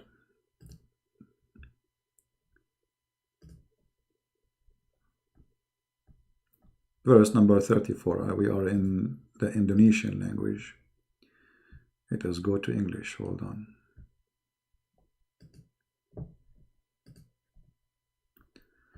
All right.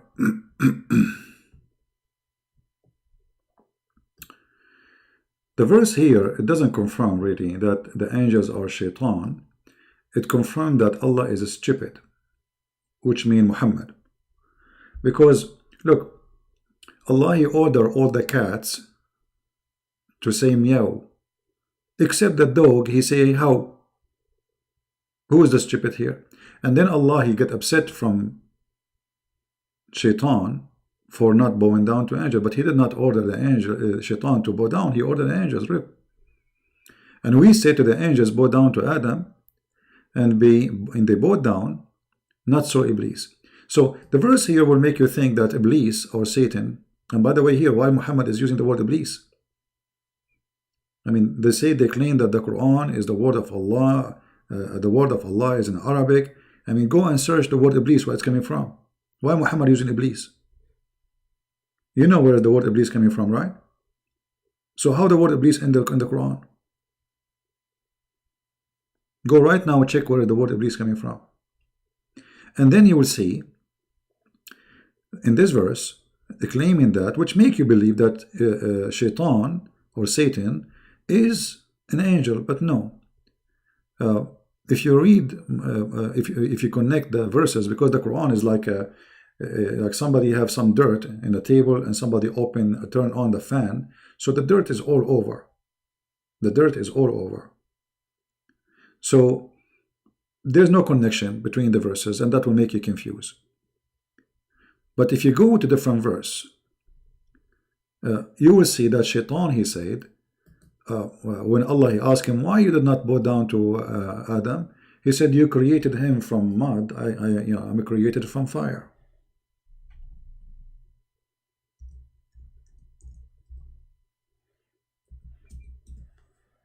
All right. But look, you will find the story in chapter 7, verse number 12. And why it's not in the same chapter, in the same place? Because the Quran is like this, garbage.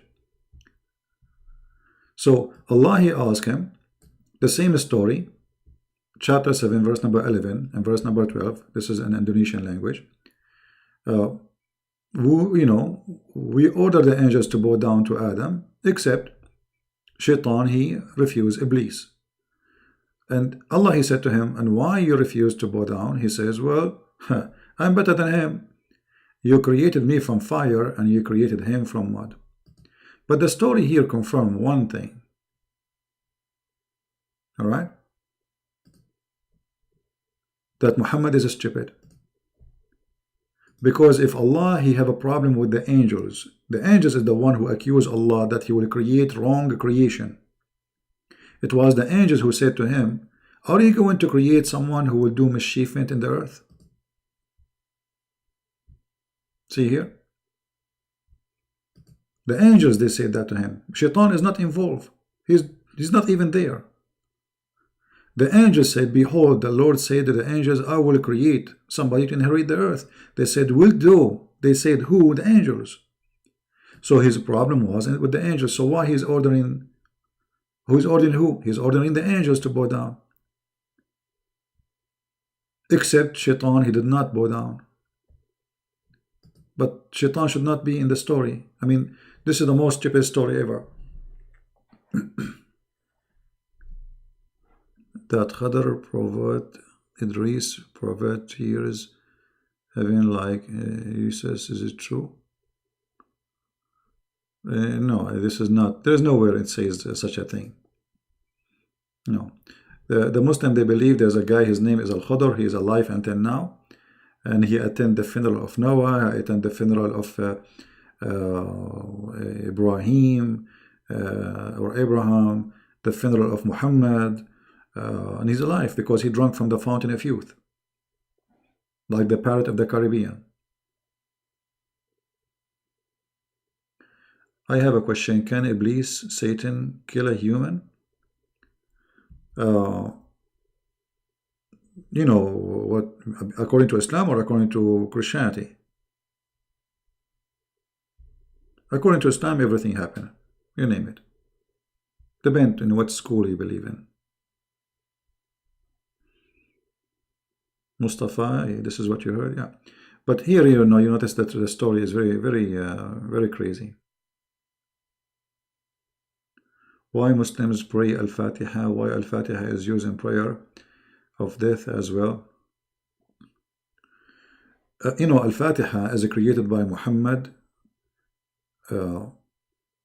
because he wanted a prayer the same as the Christian prayer, Our Father Art of Heaven. Actually, if you open Al-Fatiha and you compare it to Our Father Art of Heaven prayer, you will see it's very similar. Very similar.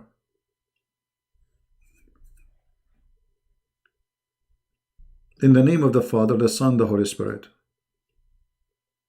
In the name of Allah, Ar-Rahman, Ar-Rahim. If you ask anyone who is Aramaic, they will say to you that Ar-Rahman, Ar-Rahim, this is what they are, Rahman Ar-Rahimu. Go and ask Sam Shamoun, he speaks Aramaic. So, this is Aramaic language, they say it in the prayer. And notice, Al-Fatiha is not the first thing Muhammad received in the Quran. The first time Muhammad he used the word Ar-Rahman, it was way after. Let me show you.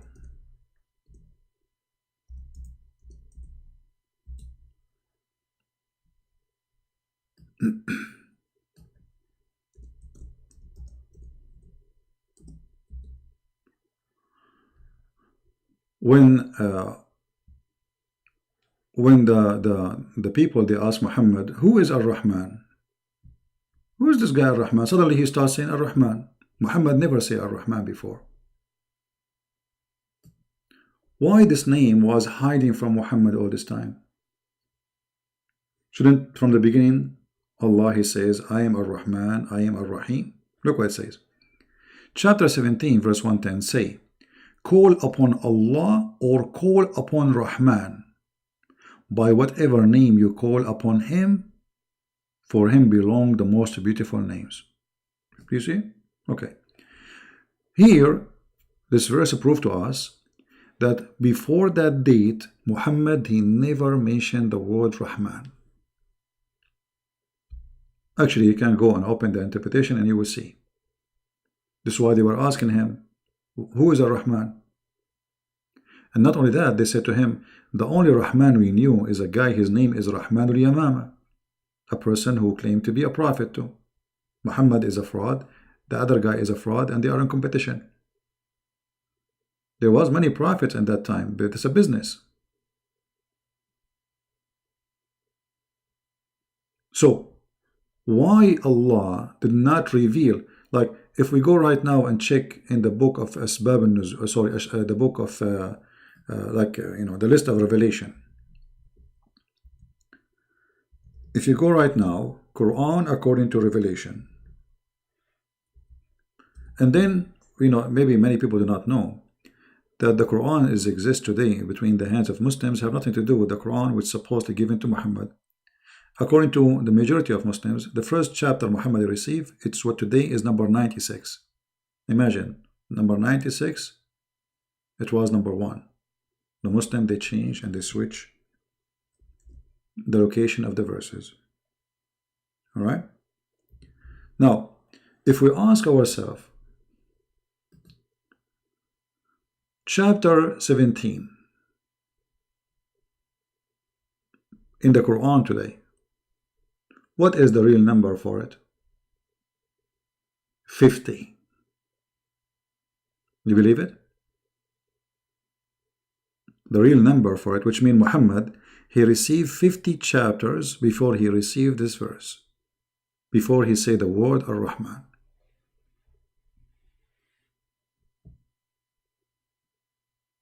Then the question will be, how this has appeared suddenly? The answer is very simple. If you go and read what is behind the verse, you will see that a guy, his name is Rahman al-Yamama, he sent him a letter to Muhammad. Muhammad, he answered him back using his name, in the name of Ar-Rahman. The people, they said to Muhammad, who is Ar-Rahman? Chapter 17, verse 110. Let us go and see the interpretation.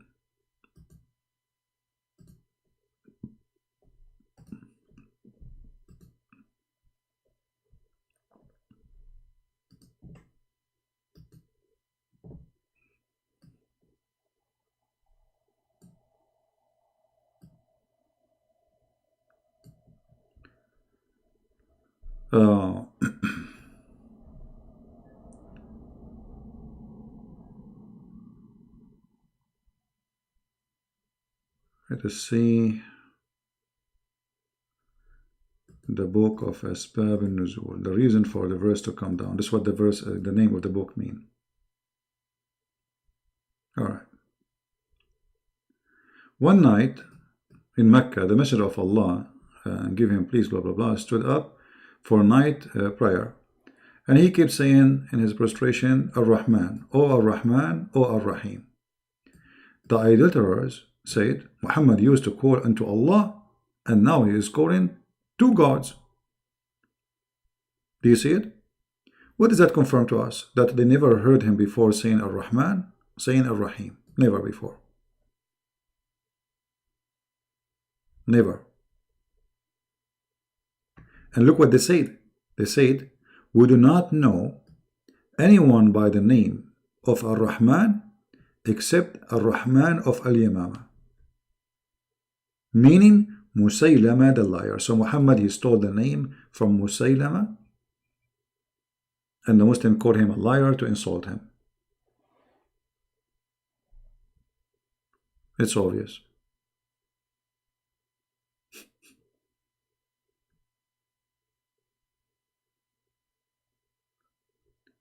Look at here. After he said the word Ar-Rahman, the Arab, they said to him,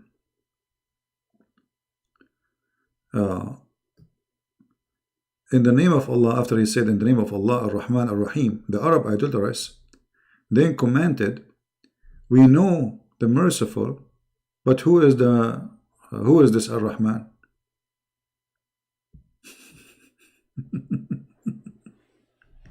So why Allah waited for 50 chapters to say to Muhammad Ar-Rahman, Ar-Rahim?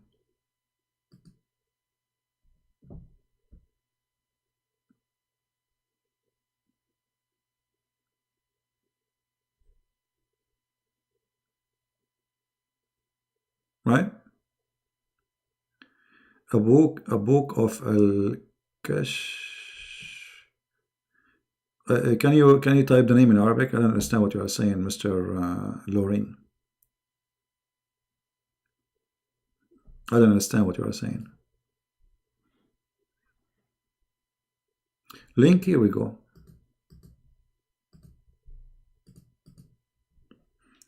And you know, why when I keep talking about Paul? I mean, we answer it many times. And there's, by the way, there's tons of links and tons of books, not only those books. There is many books in Islamic books saying that Paul is a prophet of God and a messenger of God.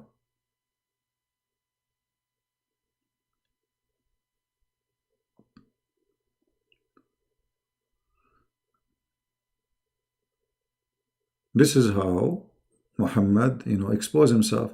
If this name is important for Allah, and after that Muhammad, he keeps saying Ar-Rahman, Ar-Rahim, that's it. I mean, from zero mentioning the word Rahman to never again without it. I will give you an example. When a Jewish woman, she came to Muhammad, wife, and she told her about the torture of the grave.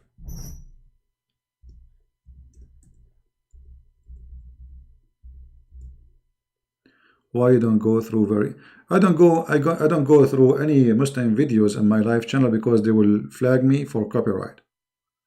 But I make videos sometime and I post them in different channels. This is why I post them in different channel. But if he is brave enough, anyone, without mentioning this puppy name, because he's a puppy, anyone who don't dare to call me, look, if you are a person you are sure that you can get me busted, you will get me busted in 2 seconds. Call me. Either people laugh at you or laugh at me. So obviously they are very much, intimidated. They are scared like hell. Otherwise, they can do it right now. The one who can do it in a video alone, he can do it now. His excuse, I hang up on people. I made a promise I will never hang up on you. Even if we speak for coming 10 hours. I promise in the front. Actually, you know what? If I hang up on you, that means I lost my argument with you. You are the winner. But he will not do it. He's a coward. He is literally a potato. All of them. And the funny, they say I hang up on them. They are the one who hang up on me. When this funny Fufu Mimi Hijab, he said he want to debate Christian Prince. Did he debate me? Where's the debate?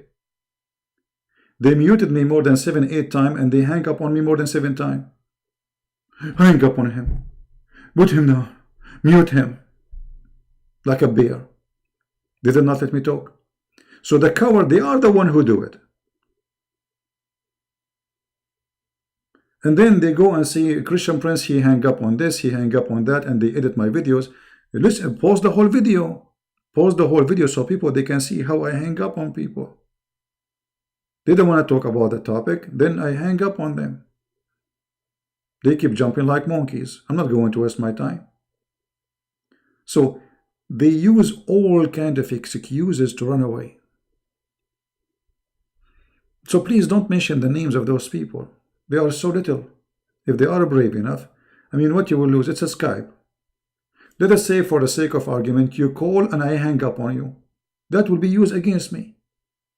Correct, guys? If this is really what I would do to him, well, good for you. That will say, see, Christian Prince, he ran away from me. Is that correct? Don't you think this is what will happen? So if this is really what I will do, you should do it then.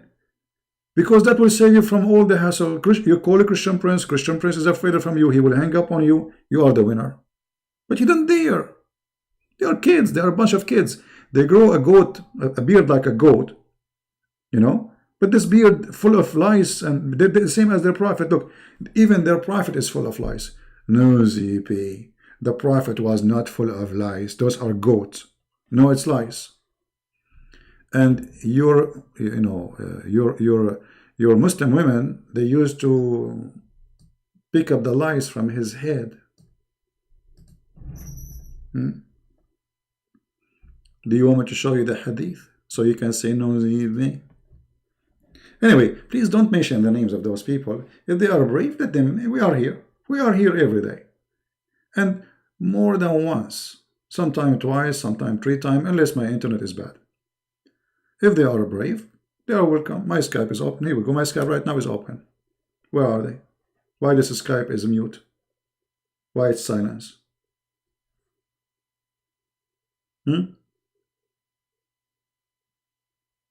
There's no reason. I said I'm willing to call you too. Okay, maybe you are big, you know, you don't want to call me. You are a potato, you are no one. The same as Mimi Hijab. I am the one who did call him. What he did, he hung up on me. He did not let me talk. And not only that, the coward, they put the computer far away from the microphone, which means even when I talk, nobody can hear me. And the coward, not only that, they do editing to my videos. They don't want people to hear the whole story. That's what they can do. They are a bunch of kids. They are pretty much intimidated. They are terrified. How come this Fifi, the child from the people of Lut, with the Lut people voice, he dare to debate in Skype apostate prophet? Why don't do it the same with me? And you know, you can go live from your channel. Nobody can hang up on you, because if I hang up on you, you are live still. The same as I did with Mimi Hijab. He thought, the idiot, if he hang up on me, it's over. No, people will see, because I am live in my channel. You can go live on your channel, and we will go all over the things you have an objection for it. And you know, I made a challenge. It's called 100 spank. Everyone I prove him wrong, I will spank him live on air. How I will do it? You know, I will say, give me your your neck. You have to admit, one by one. We're starting from number 1, we end in number 1, whatever. And we can stay for 10 hours. If he is tired, no problem. We can say we will do it each time you call 1 hour, 2 hours. It's up to you. So my friend, our Skype is always open to the brave ones, and all of them, they are a bunch of cowards. I respect actually those who call. Like there's a guy actually, he keep going after me. He wanna call me. This guy from Nigeria. This guy is mentally ill. You know, I don't talk to him because he's stupid. He called me, CP. Did you say that Jesus, he has sex with Mary? You know, stupid people. No, we don't go down to this level. But if you are a person who respects yourself, you know, and you are willing to discuss a topic, our Skype is open, and we welcome the one with long beard before the one who have no beard, because they claim that I'm tricking Muslims and making them leave Islam. So why you don't call the one who trick Muslims, making Muslims leave Islam, and get him busted? Making videos by yourself, speaking to yourself, winning an argument by yourself will make people laugh at you. And everybody knows that a Muslim, it doesn't matter who are you, as long as you are saying something negative about Muhammad, they will say you're a liar. I mean, it's not a surprising. Are you expecting really Muslim to say, He's not lying. Anyone is expecting Muslims to say that Christian Prince is not lying? No way. But look, Muhammad, he said that Islam is based on lies, and a Muslim, he can lie in 3 cases. One of them is in war. The other one is with your wife. And Islam is in war with the Christians. So you are allowed to lie in Islam. And the funny, they accuse us to be liars, but they are the one who promote lying. The Prophet said it's not lawful to lie except in 3 cases. Something the man tell his wife. So Mr. Fifi and Mimi, when they speak to their wives, they are commanded that lie for you to your wife is lawful. It's not a sin. Do you see it? This is not me. So if you are a person who cannot be even truthful inside your family, how you can be truthful with us? Who is going to believe you? If you are following a prophet who is saying to you, you can lie to your wife, that is the devil. Why in the world a human being will lie to his wife? Unless he is guilty. You know what I mean? Because we lie always when we feel guilty. We have something wrong, right? We don't want to tell something bad. So when Muhammad, he says it's lawful, look, it's not lawful to lie except in 3 cases. The first one, destroying the family of a human being. Now every human being, every Muslim who have a family, he enjoy lying to his wife 24 hours, 7 days a week. He don't feel guilty. That is the ethic of Muhammad. Secondly, you can lie during war. The Muslims, they believe they are in war with the Christians. The Quran commands the Muslims to fight and kill the Christians, not only to debate them and answer them. Actually, this kind of debate, and it's funny, in Islam there is no such a thing.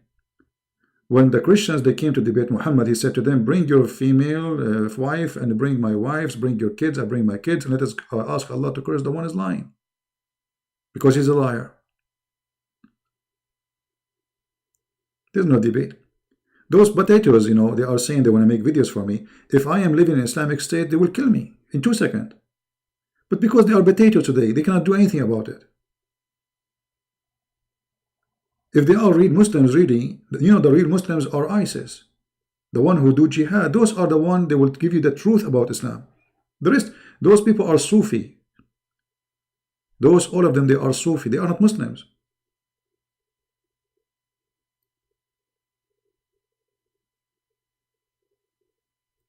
The true Muslims is the one who practice what Muhammad he did. Those they don't. You know, look.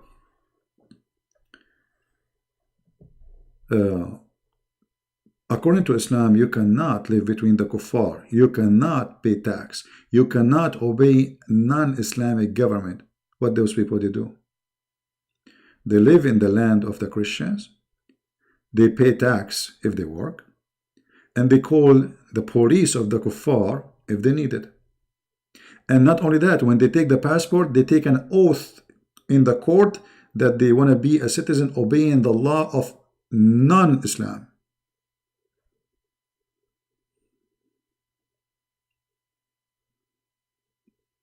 They are fake. A true Muslim, he will not do that. Even Muhammad, he says, the one who lived between the kuffar for, you know, for a period of time, he is one of them. Actually, the Quran says it clearly that the one who take non-Muslims as a friend, he is one of them. He is one of them. Chapter 5, verse number 51, specifically the Christians and the Jews.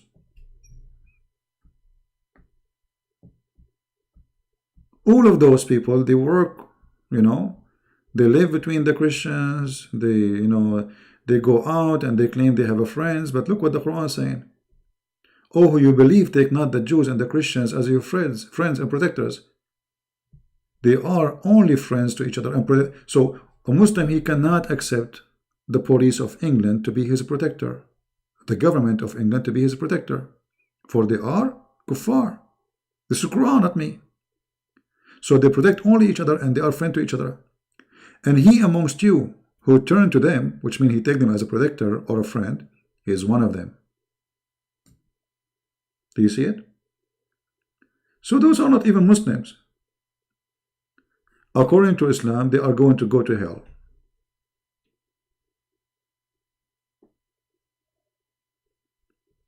The second you take the kuffar as protectors, you carry their passport, you pay their tax, you call their police, you go through their airport, you obey the law of the kuffar, you are one of them. And the Quran in front of you. Right?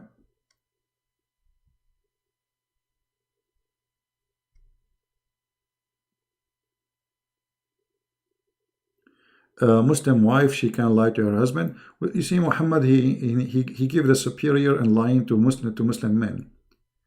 I don't remember anywhere Muhammad he said the Muslim women. I think there's a hadith. Hold on. Yeah, I think there's a hadith. I forgot it.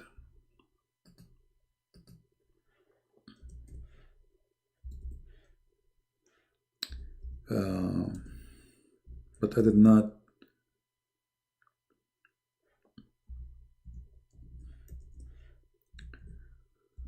Let me see. This is something I did not read for long.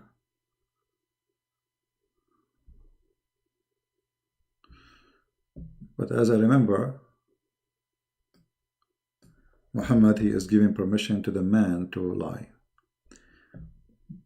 But I think there is something, as I remember, about women lying too.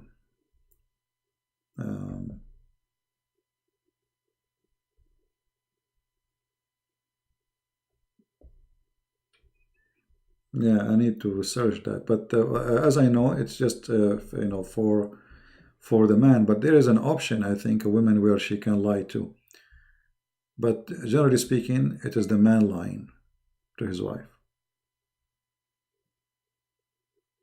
Because Islam is a man-made religion, made by the man for the man. Right? Now, for sure, the Muslim, they will say to you, the lying here is not bad, because what if your wife, she is ugly, and she asks you, am I beautiful? What you will say, you're ugly? You say the truth? Huh? That's stupid, logic. Because if you see your wife ugly, why you marry her? If she is ugly, if you see her ugly, because it is what we see, which means it's not how she is. Because you will see a man who is very good looking, a woman she is not, but because he loves her, he see her so beautiful for him. Right? The same for the woman or the man, vice versa. So it's about what you see. So if this woman is not good looking for you, why you marry her?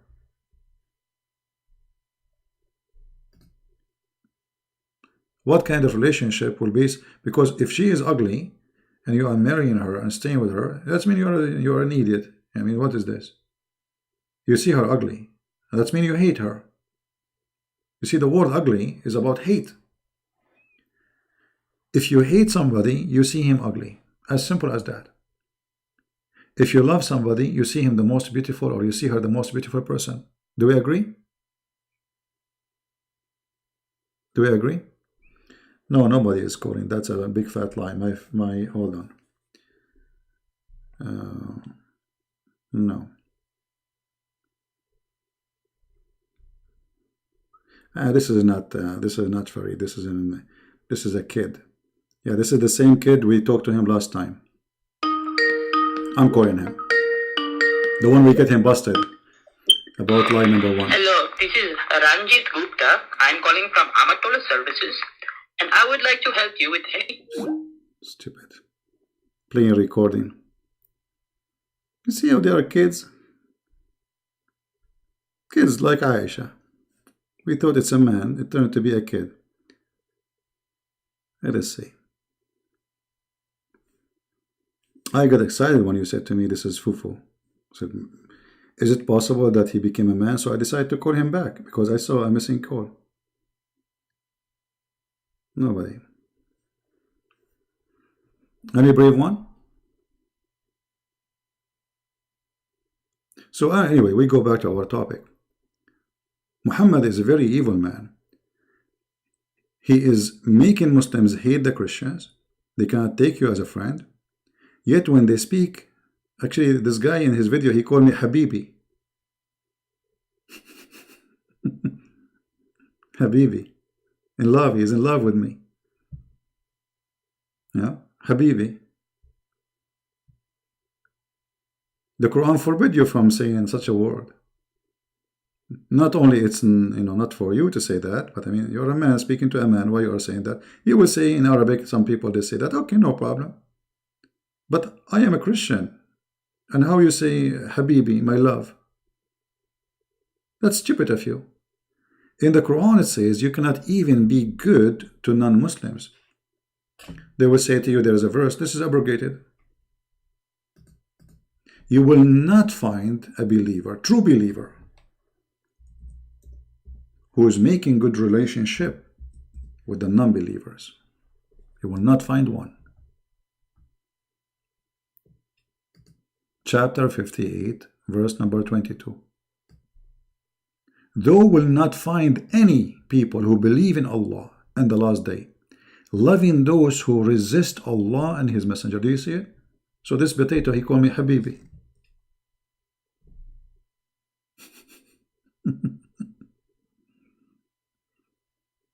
There is only one of two things. Either he don't mean it, which means he's a liar, or he mean it, which means he's out of Islam. Which one? Or from the people of Lut, the city of Gomorrah. You will not find the one who is loving to those who resist Allah. Do you see it? Even though they are their own father and their sons. So even if you're a family, imagine. So what about me? I'm not their family. This is Quran. They will say, no, it doesn't say that. Right? Anyway, our Skype always, like 90% of the time we go live on air, we have our Skype open. And look, the Skype is a mute. We have 780 people listening. Not one Muhammadan dare to call. That is telling us the whole story. Do they dare themselves to do the same? Those who claim to be sheikhs, if they are confident of their religion, why they don't have their Skype open? So I will call.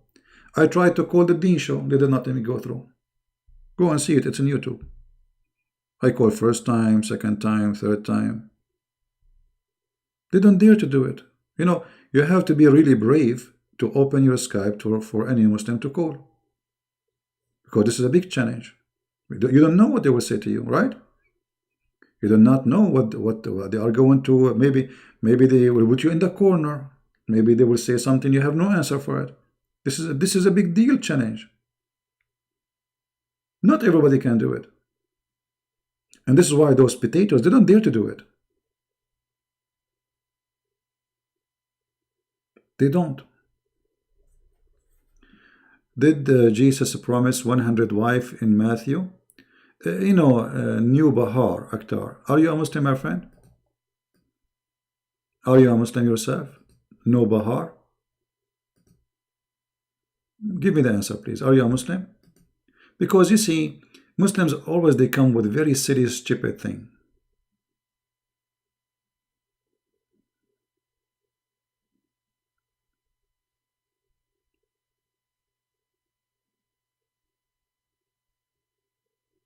I never saw anyone who says stupid things, silly stuff as they do.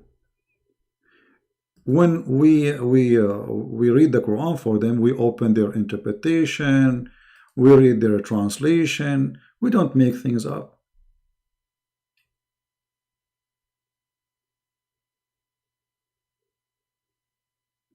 The verse there doesn't say he will give you a human in the heaven, you idiot liar.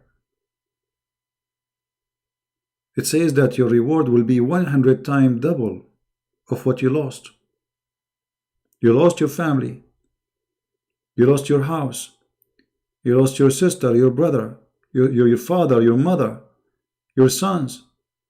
There's nowhere actually in the whole list there is a wife. So why you are being stupid? Does it say there in the list that he lost his wife? All in the list is houses, brothers, sisters, fathers and mothers, or daughters or sons. So why you lie?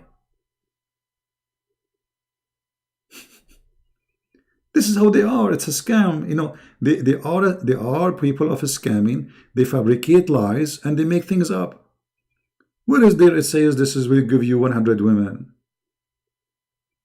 Okay, this is an argument of a Muslim, but you know, don't you know how to answer it, my friend? This is an argument of a Muslim. You should say, by the way, so we will not be thinking that you are a Muslim. Say, a Muslim, he said that to me. Okay, before you mention the question, say, a Muslim, he said that to me. So we will not misquote you. But my friend, the answer is simple. Go to the verse, read it. Do you see there where it says he will give you 100 wives? You lost your parents, you lost your sisters, you lost your brother, you lost your houses, you lost your money, you lost your field, you lost your, God will reward you 100 times of what you lost. Which means your life in heaven is nowhere to compare. Nothing to do about virgins and this is stupid. Like once a Muslim, he said to me, Jesus said that the one who drink my water, he will never go thirsty. Okay, and he said this is about Jesus, he will piss. Yeah, they are silly, stupid. Silly. Yesterday, we showed you the hadith where Muhammad was making water. Do you remember? Who remember the hadith about Muhammad making water? Jesus make from the water wine. Muhammad, he make water in the street. He piss in the street. And the Muslim, they translate pissing in the street as making water. Have you ever heard of somebody making water before? How somebody can make water? He was pissing.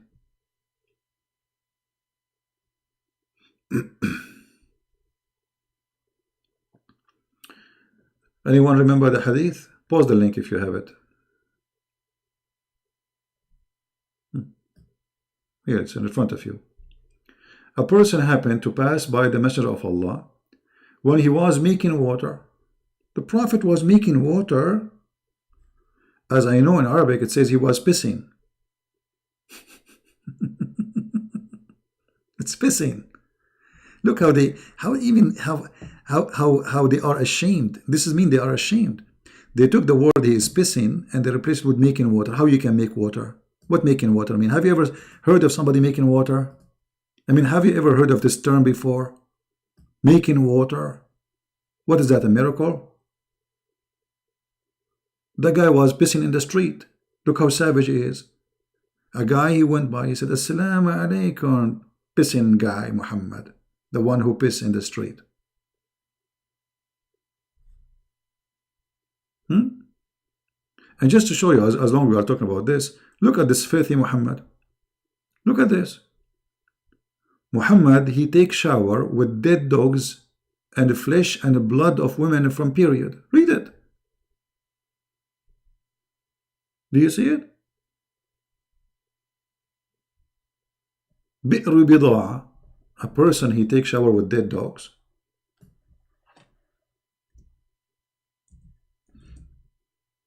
You know, the problem, I don't have an Arabic keyboard. So I'm using like, I have those things you add in the stickers. And sometimes there is words you want to type, they don't come right. Hold on. Because they don't have an options. Let me see. And I need to replace those stickers too. They are all over the place coming out. All right.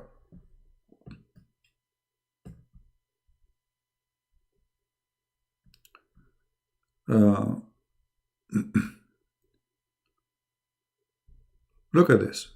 I heard the people ask of the people of Prophet of Allah, water brought to you from the well of Bida. It doesn't say brought to you. It says yustaqalaka. You drink from it. He drank from it. Yustaqa. Read it carefully. Here we go. Anyone who speaks Arabic, he will see it. No, Zivi. It doesn't say that. Yustaqa. He drank from the water. Line number 100. So they bring him a water which he drank and he washed with from the well of Bida'a. Bida'a, I mean the garbage, the where everybody throw wherever he want. It's a well which dead dogs and menstrual clothes, excrement of people are thrown in. Garbage. Women blood. Diapers. Dead dogs. Do you see it? The Messenger of Allah, he answered. They were wondering, like, how you drink from it, how you wash with it. The Messenger of Allah said, verily, verily, water is pure and nothing defiled by anything. Look at the donkey. Who is a Muslim from those cowards dare to do? Bring some dogs, put them in the shower top, his woman blood from period, and garbage, and he jumped there and he do shower. I want to see that in a huh?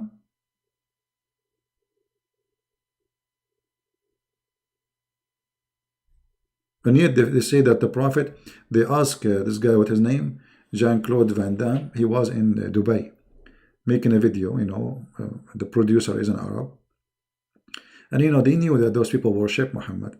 So I think they told him to say that. So they said to him, how you keep your shape like in this age, like your physique. He said, as an example, look at the Prophet Muhammad. Look at the Prophet Muhammad.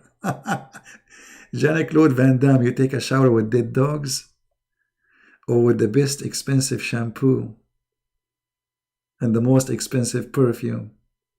This is Muhammad, full of lies and fleas.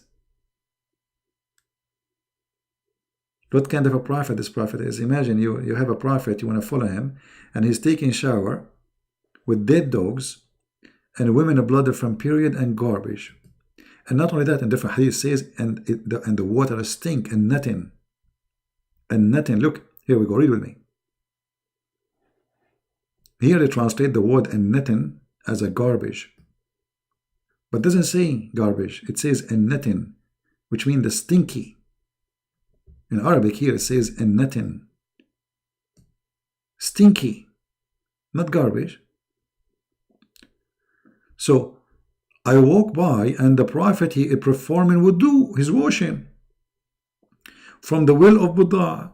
I said, which means he's surprised, are you performing wudu from it when garbage is thrown in it? Again, it doesn't say garbage, it says nothing, stinky, the stink. He is thrown in it? He said, water is not made impure by anything. Look at this. Water is not made. That means the sewage is pure, because sewage is water. Actually, you as a human, if we, like when you die, they can burn you, and what will left of you is a few grams, maybe 500 grams of dust, right? Ashes. All of you is water. All of our body is water. So if water nothing make it impure, that means the sewage is good. Pissing is good, because pissing is water. Maybe 99% is water. And as you see, people, they are wondering why he's doing this. This guy is crazy. That's why I'm saying to you, Muhammad is obviously a mentally ill.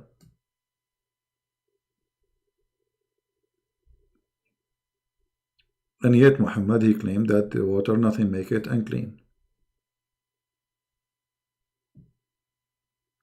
And then they will say to me, he's lying.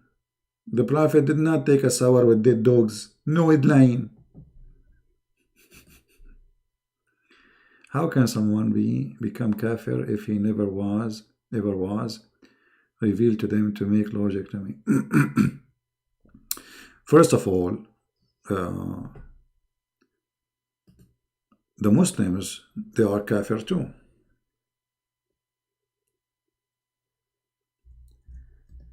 You see, Muslims are stupid when they speak about their religion. They don't know their religion. They don't know their religion. I will give you an example. They call us kuffar. They call us kuffar. But the Quran called the Muslims kuffar too. Let us go to the Quran. Just to show you stupidity of those people. Muslims are kuffar.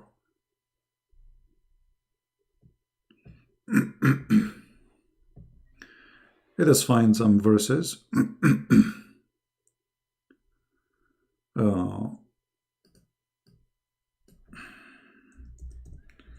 Let us see what verses we will. Anyway. Let us take this one as an example.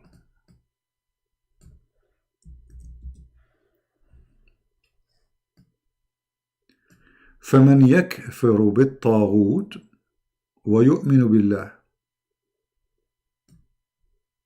Okay. Those who became kuffar and believe in Allah. That's what the verse is saying.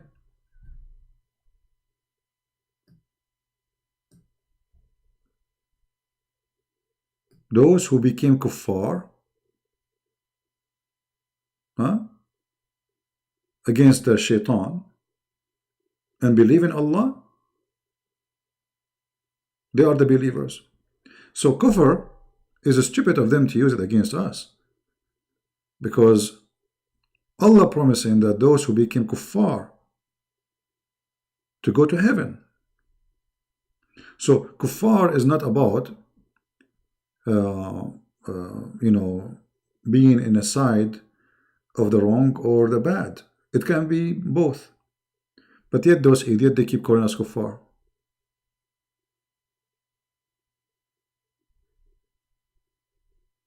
And I just give you an example, chapter 2, verse number 256. But they don't know. Share the link. Okay, here we go.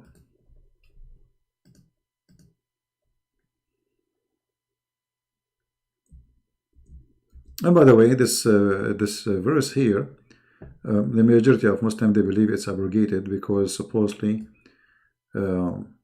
he came with the chapter of the sword, like kill anyone who don't believe.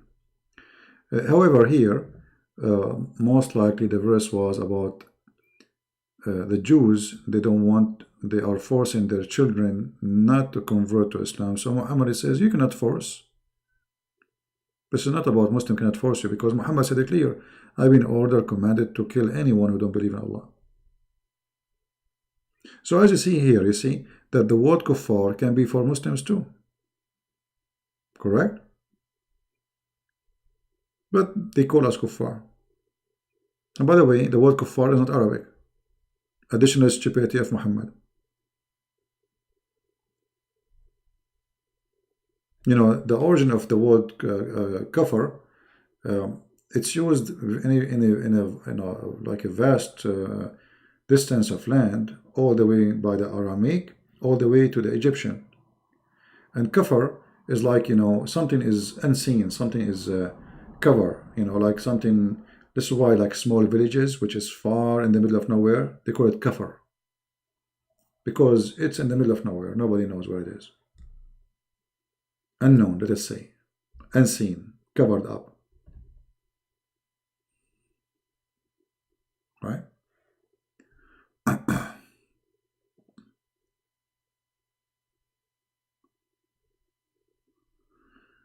Anyway, I think we have enough for today. And until now, not even a single. I see people asking me to add them. I don't know why. I mean, don't add me, my friend. Why I will add you in Skype? I'm making Skype for people to call. Look how many add. Each time I open my Skype, I find like 1,000 people who want to add me.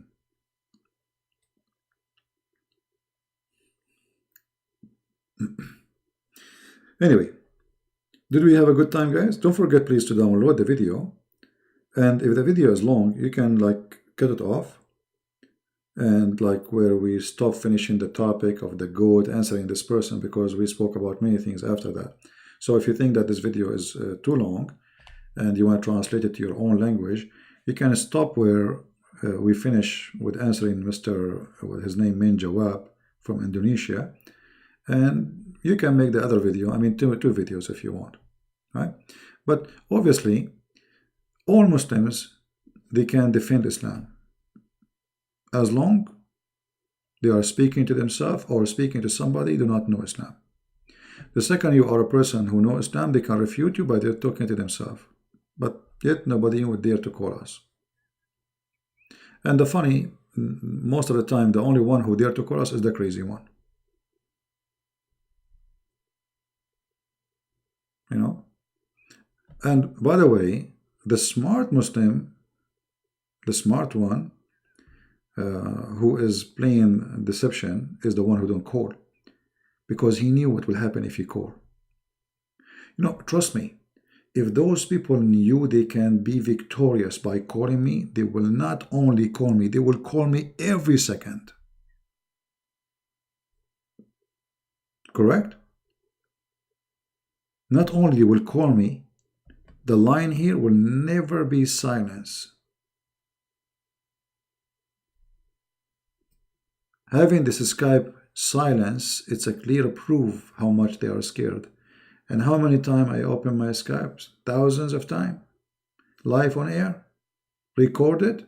Whatever we say, it's live on air. People, they download and share. Live on air. Big challenge. Nothing is hiding. Nothing is hiding. And because they knew they are following a false cult, they knew they are no match to refute the truth. Not me, I'm no one. Here we are debating about the truth, not about Christian Prince. They try to make it personal because they are, you know, savage. But they cannot debate the truth. They cannot face you. Like, you know, in the Middle East, they say, if you wanna humiliate a gentleman, make a child or a hooker go after him. A child, he go in the street, he throw rocks at you. What you can do about it? He humiliate you. You know what I mean? A child. But the father of the child, he don't dare to get close to you. So what they do? They send children, or they send the bad women. Bad woman, she will go on the street. This guy, he touched me. This guy, he did that. This is the only two ways for those filthy people to try to humiliate you. And this is exactly what they did. They brought a recording of me debating a Muslim, reading for her the hadith about her prophet saying, suckle me. They cut the video. They say, Christian Prince saying to a Muslim woman, suckle me. Here we go. So they brought a filthy woman, recorded in public, we are not in private, in front of hundreds and thousands of people listening, and they use that to make me look bad. This is exactly what they do. That one did not work because we got them busted. We have the whole recording. People, they start laughing at them. It's disgusting. It's stupid. You been get busted. Then they cannot debate me, so they have a bunch of kids making videos attacking me. Attack me as much as you wish. We are waiting for your daddy to call. We want your daddy. Where is your daddy? Is your daddy one day is going to man up and come and call us? That is a big question. So I want to say thank you guys for being here. It's getting really late here. Thank you. May the Lord bless you all. Yeah, and the prophet, he says, suckle me. So we asked the women, can you suckle people? What a filthy prophet. Thank you guys for being here. May the Lord bless you. Please don't forget to download the video. We will not keep them in our channel as usual. We always do cleaning from time to time, sometime in the same day, depend in the situation. So, but we want you to download the videos. And I challenge the Muslim to download my videos and share them in their channels and make fun of me. Because this is how we get Islam busted. They think they are attacking me, but the fact they bring me more Muslims to listen and to watch.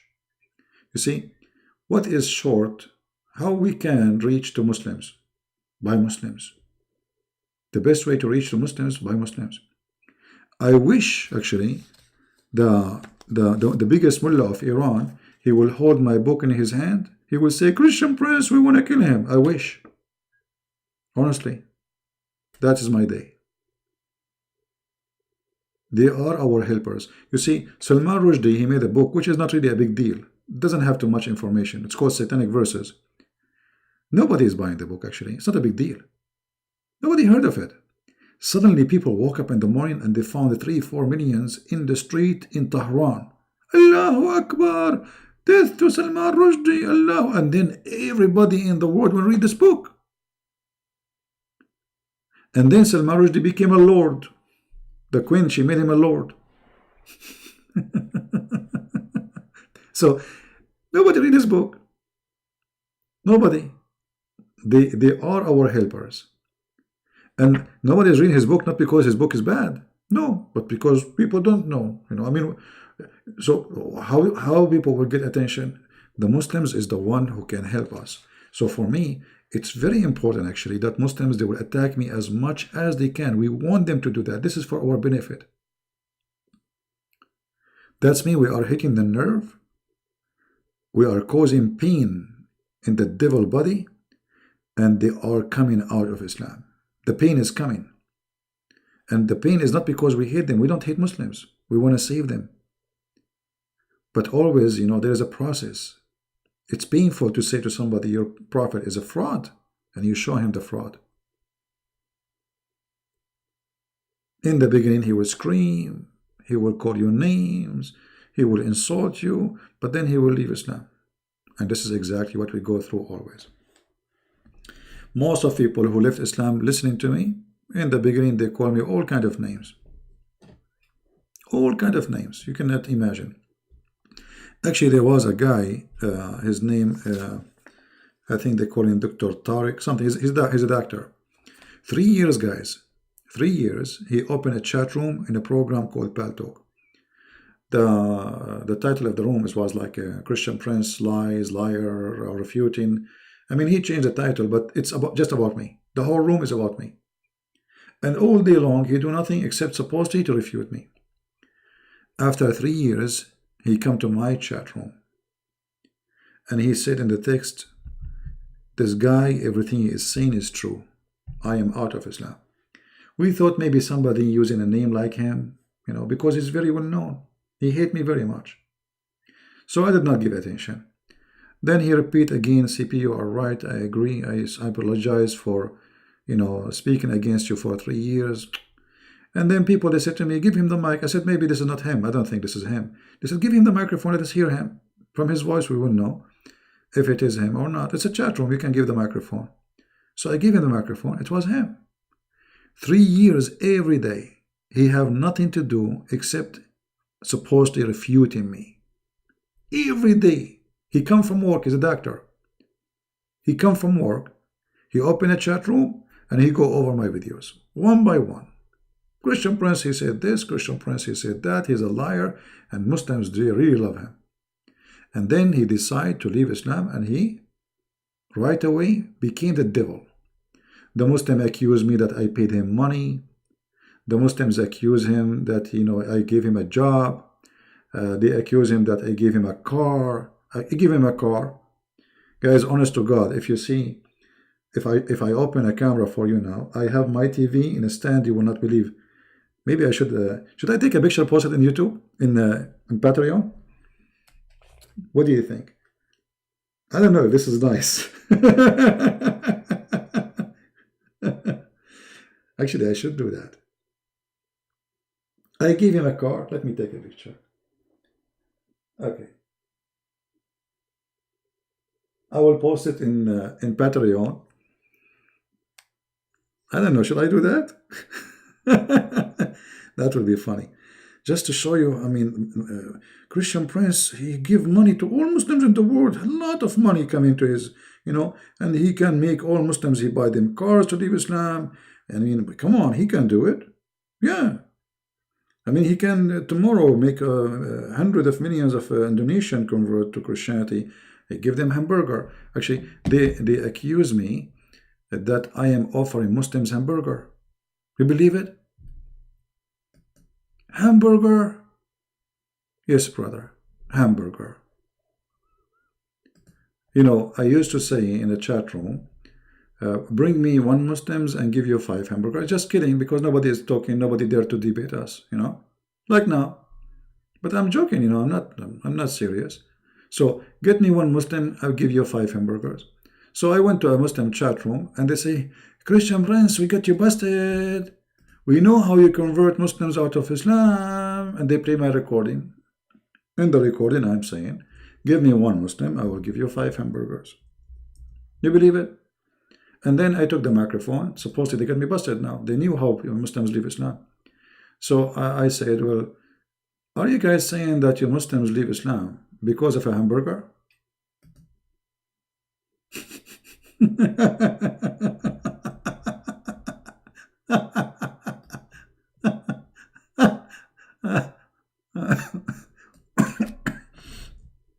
I took a picture. I sent it to my email. I will post it in Patreon. But I will not. Okay, hold on. I'm taking a snapshot of it. But I will not really keep it there. Okay, I will post it there to show you this guy. He not only he can spend money on Muhammad, and he can, he can make all the Muslims leave Islam. A lot of money. Yeah, but don't laugh at me, okay? Let us see. Hold on. I will post it for a second and I will take it off.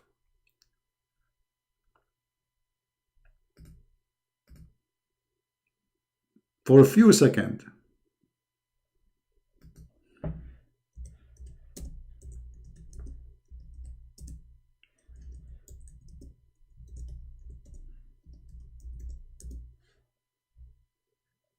Okay, let us see.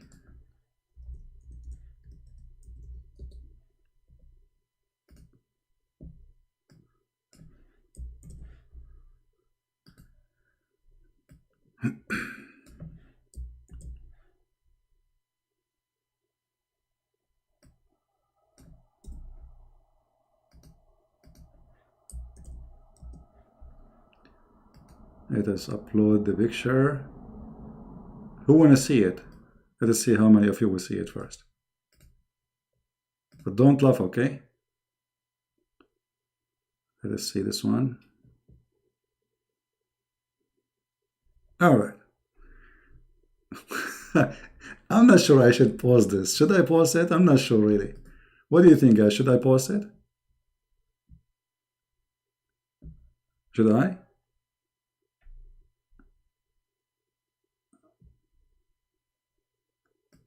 Okay, I will pause it for a second. Here we go. It is in Patreon. Go and see it. Go and see it because I will take it away immediately.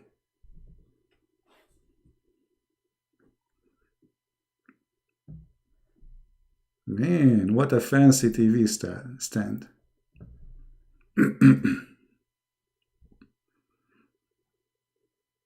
Did you see it? No, I posted in Patreon. I posted in Patreon.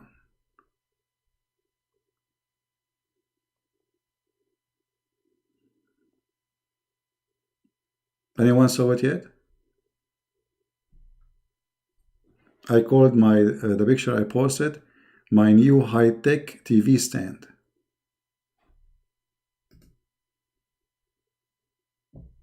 By the way, if you want a stand like this, I know I can.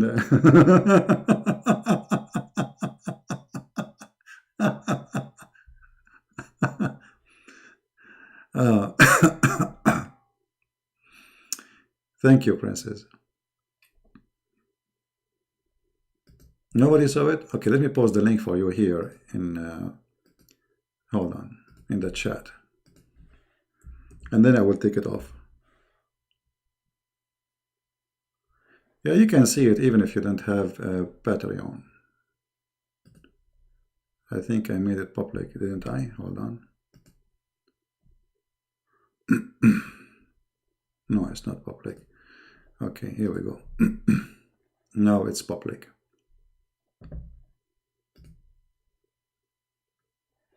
Do you see it? Actually, that will make watching TV is a better thing. Now it's public. Refresh again. Click again in the link. It's public. Try again. Yeah, I mean, this is very expensive stand. I mean, you name it. It's very stable. It's red, like the Prophet. He liked red clothes, red underwear, and it will make your movies red too. You know, you will have better reception in the antenna.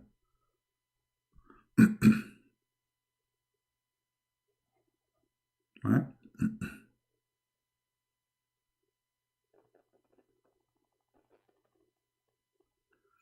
No, if you click again, you will see it because I made it public. It was private before. Anyway, I'm going to delete it anyway. It's not a big deal. I have a TV in the pocket, that's all. This is the very, innovative TV stand in the world.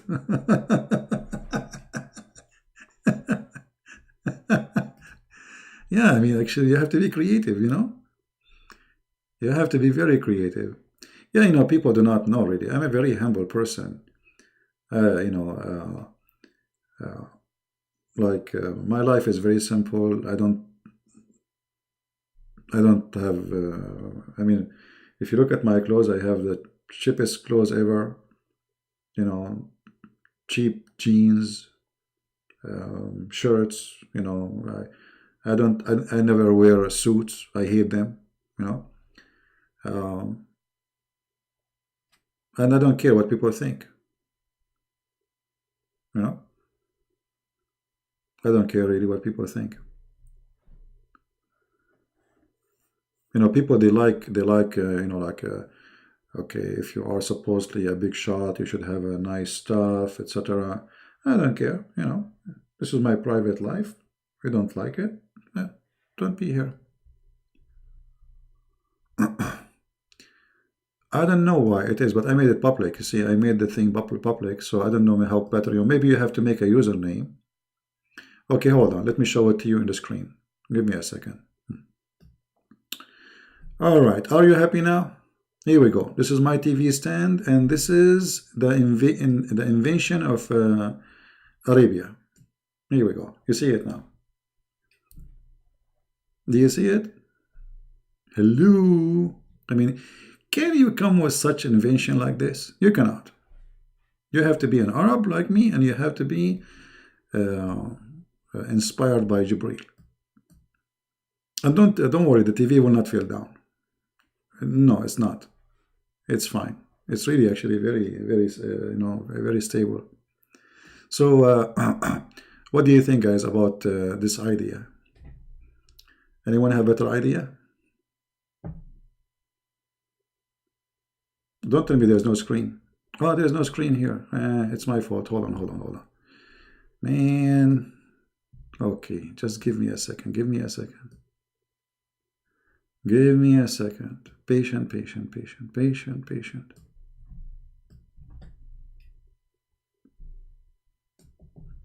please.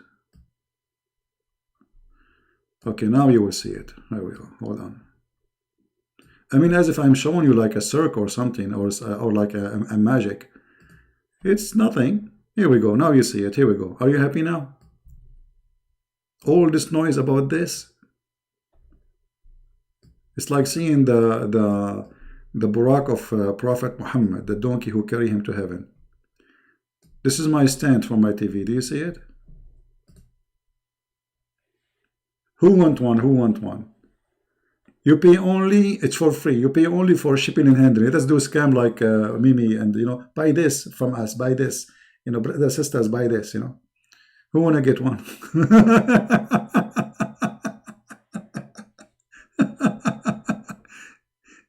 But isn't it no, what bigger? This is from Home Depot. It does the job. Who cares?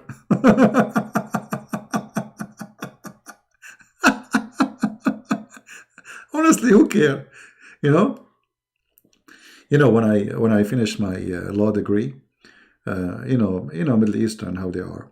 So I was sitting in a rock in the side of the road. I just finished school. I mean, So my mom, she said to me, why you are sitting in the rock in the side of the road? I said, why not? She said, now you are a lawyer. You cannot do that. Who's going to give you a kiss?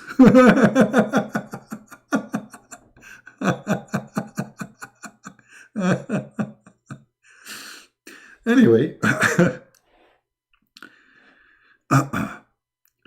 the picture does not appear.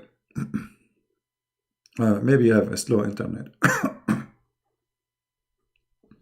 This is for my TV stand. Actually, I think it cost me $6. I forgot, $5 or $6, something like this. Yeah, actually, this pocket is very strong. You can stand on it easy. So why you don't use it for the TV? The stand for the TV is like $300, $400, man. Why I want to do that? Here we go. You like it, like it. You don't like it, get out. It's my house. It's my place. You know what I mean? If you don't like it, just leave. If this is insulting to you, I mean, it's my place. What's your business? I like it.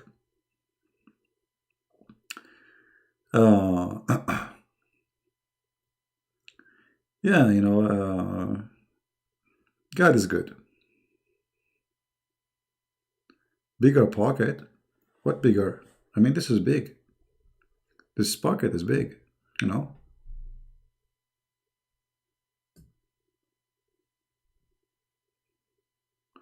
No, I'm not home, actually. No, I'm not yet home. No. No hot water. I mean, how I'm going to take a shower? This is why I bought the pocket. And then this hot water fixed. So I have hot water now. So before I was boiling water and mixing it. I'm living in a garage. No, I'm not living in a garage. So do you have to live in a garage? You see, this is the problem is people they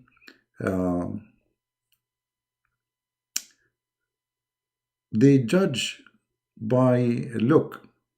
So like, let us say I'm living in a garage. Is that a problem?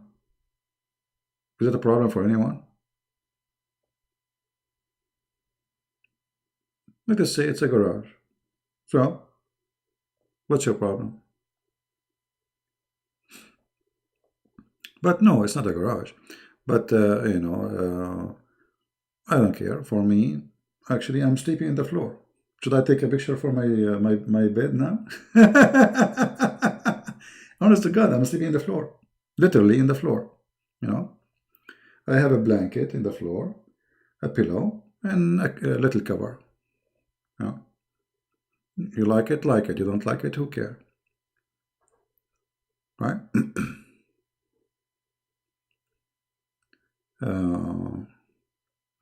Yeah, you should be ashamed if there is something wrong you are doing. But this is who I am. You want me to be fancy, etc. Okay, and I'm not your fancy person. Actually, yeah, I'm not in my house, but I mean, it's not where I live normally. But still, even in my house, I don't really have a fancy stuff. Very simple. Don't worry, my friend. We are not asking for a donation.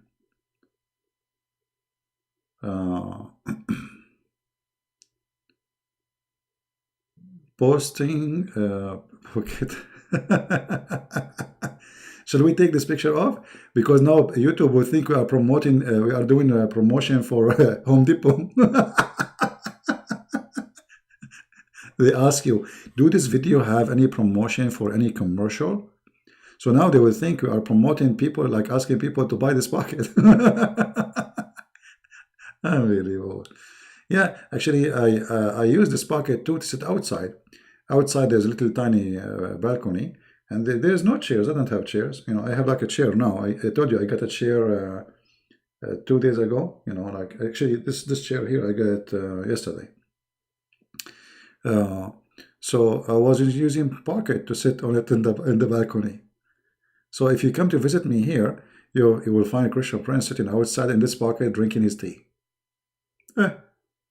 This is me. You like it, like it. You don't like it, it's your business. You know, nothing is better than being humble, and whoever in the world don't like it, let him hit his head in the wall.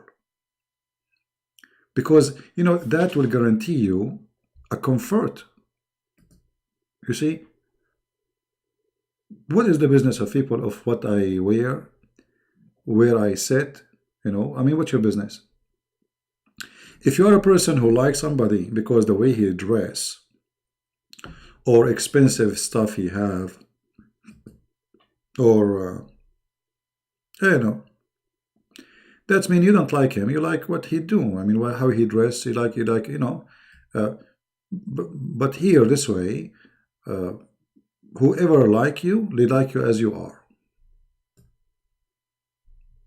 as simple as you are, not for a money you show off with.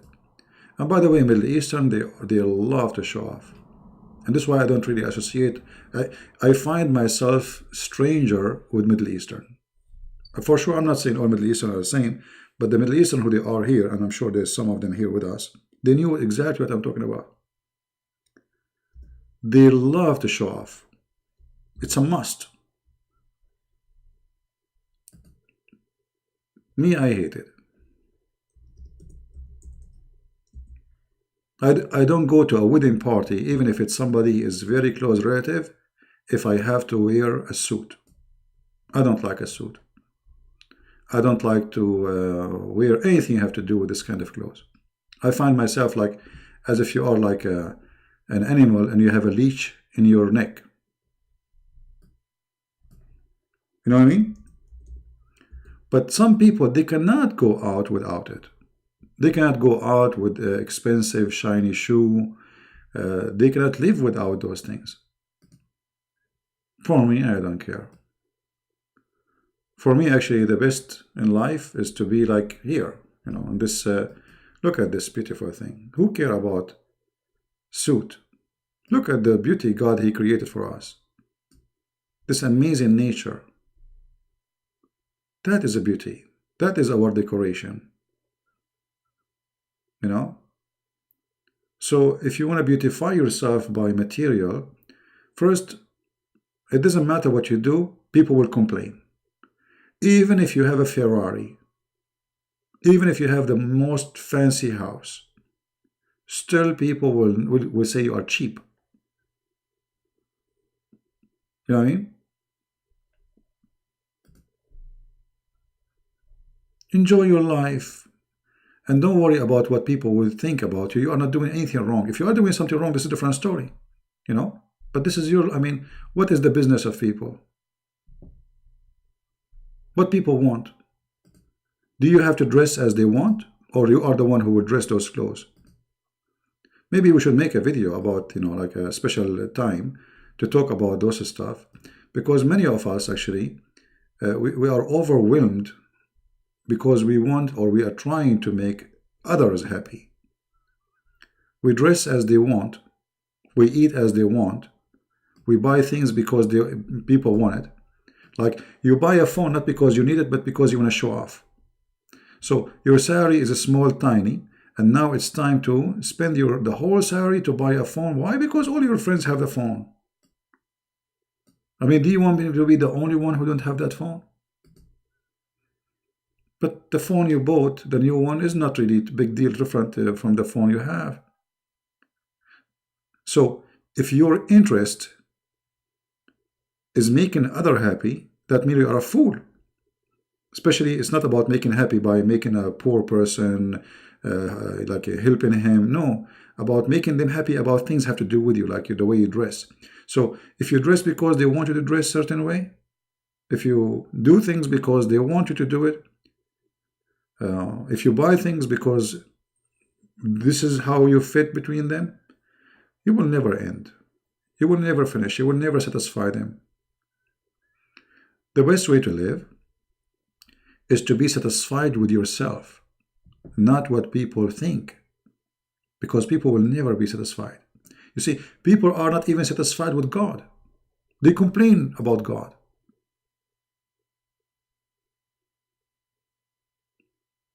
You know what I mean? Even God himself, he could not make them satisfy. They complain.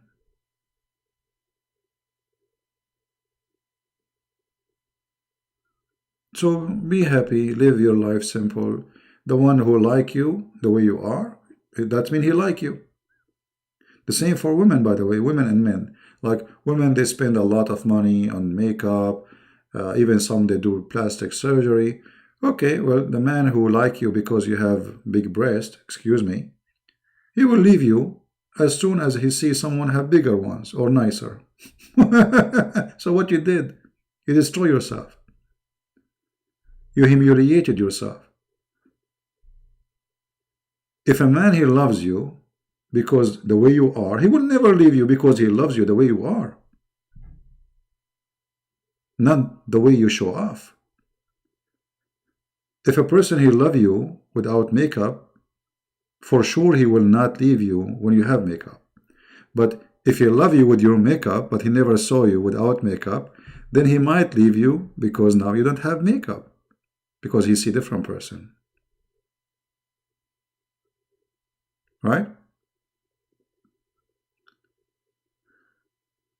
So, you know, be yourself, be simple, and those who like you to be who you are, they are welcome. Those who don't, let them go. As simple as that. Right? Yeah, this is for good for a quality of life topic. You're right. But you know, we are making videos like this here because here we have way more subscribers. There we speak about topics like this, you know, our life, things we should do, not about Islam, not about this garbage. Yeah. Everything you do in your life, the first thing you have to think about, am I doing wrong? If not, do it. The clothes you wear as you wish. Be happy, be relaxed, be happy. Don't wear tight clothes because it's a fashion. I never buy something that's called fashion. I believe it's stupid. I believe it's a waste of money because all of them, they are expensive just because they are fashion. They say to you signature, right?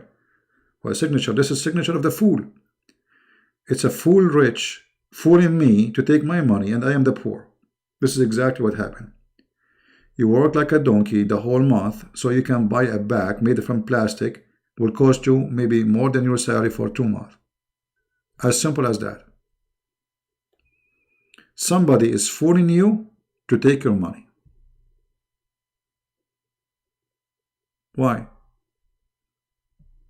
You can go and buy a good bag for $10 and maybe will live longer. Right? Very simple.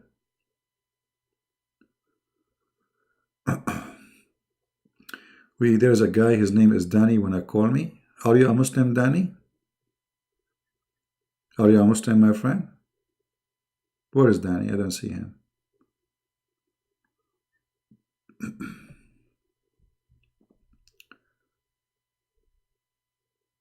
If Islam is fake, okay, hold on. Well, you said something very important, my friend. But your prophet said that people not only will leave Islam, the city of Medina will become the city of dogs. Did he say that? Let me show you. Your prophet saying that, I mean, you see, I'm using your logic. Your prophet saying that Islam will be abundant to the point the city, one of the most holy cities for Muslims, will be ignored and people will not be there and dogs will be pissing all over the city, including your prophet's grave. Do you see it? So maybe you are saying that your prophet is a liar.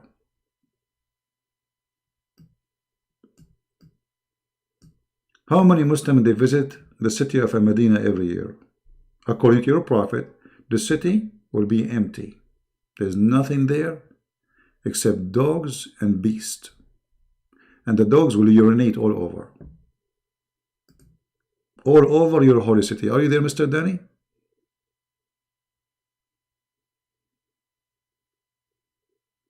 Is this guy there?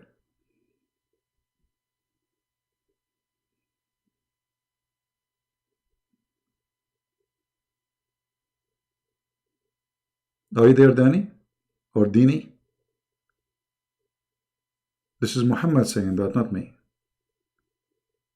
And there's tons of reference where Muhammad said that Islam will shrink, Islam will die, no more scholars, no more believers, nobody believe in Islam. This is what Islam says. In the top of that, my friend, we are 3 times more than the Muslims. And not only that, tens of thousands, hundreds of thousands, millions of Muslims convert to Christianity every year. According to Al Jazeera, not me, 6 million Muslims leave Islam a year to Christianity.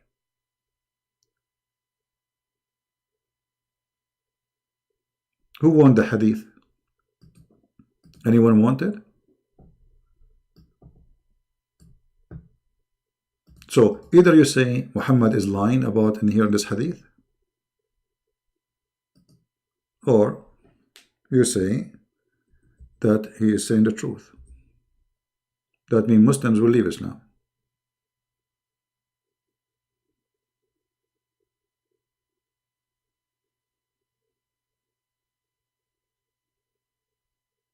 Right?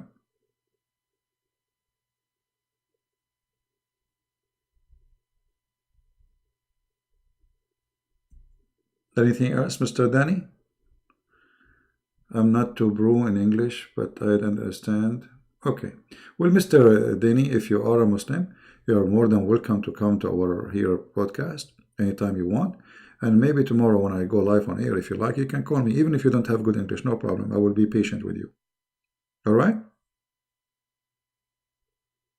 Just before you call me tomorrow, text me, say I am Danny. I'm the one who I wanted to talk to you yesterday, and I will be happy to take you and talk to you. Yeah, Islam is a very stupid religion, my friend. Do you really believe that there's a God he will give you in this private part, and women should have a butt 1 mile? Huh?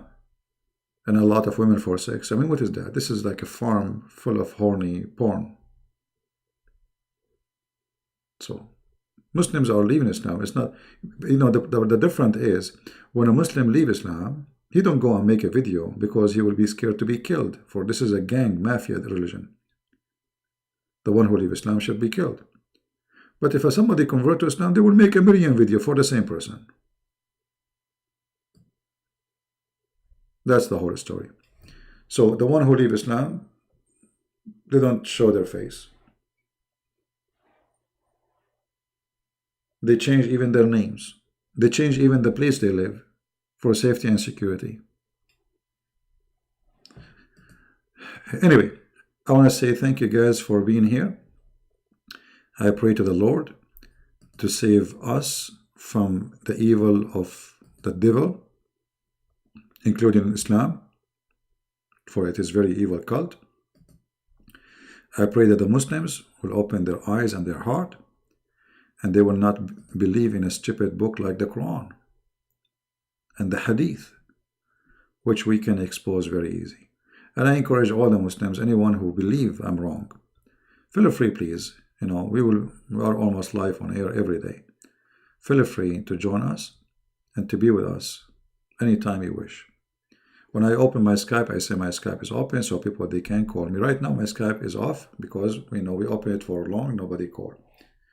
Actually, we have one only, but he was a joker and he was an idiot. So, thank you very much for being here. May the Lord bless you. Subscribe to our channel. Tell your friends about it. Feel free to download my videos. Those are made for you. You can download them, put them in your channel. You can add subtitles to them. Just be honest in the translation. Don't fabricate. And don't claim that they are your videos. Just say those are Christian Prince videos. So, thank you. May the Lord bless you. And until we see you soon again, Christ is Lord, and Islam and everything else is false. And the Lord will be back.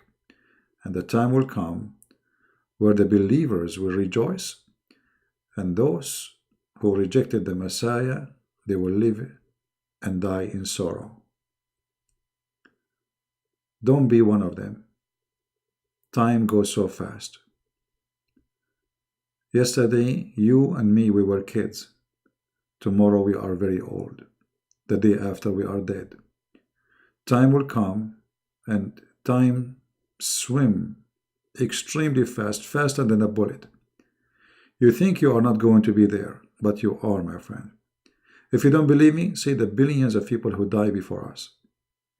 Go tomorrow and visit the graveyards and see how many people left behind, before you.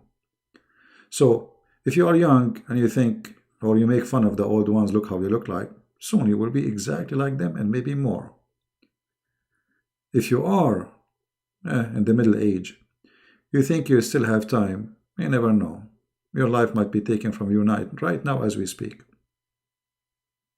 Actually, there's many, even famous people who they are very young. They die in a very young age.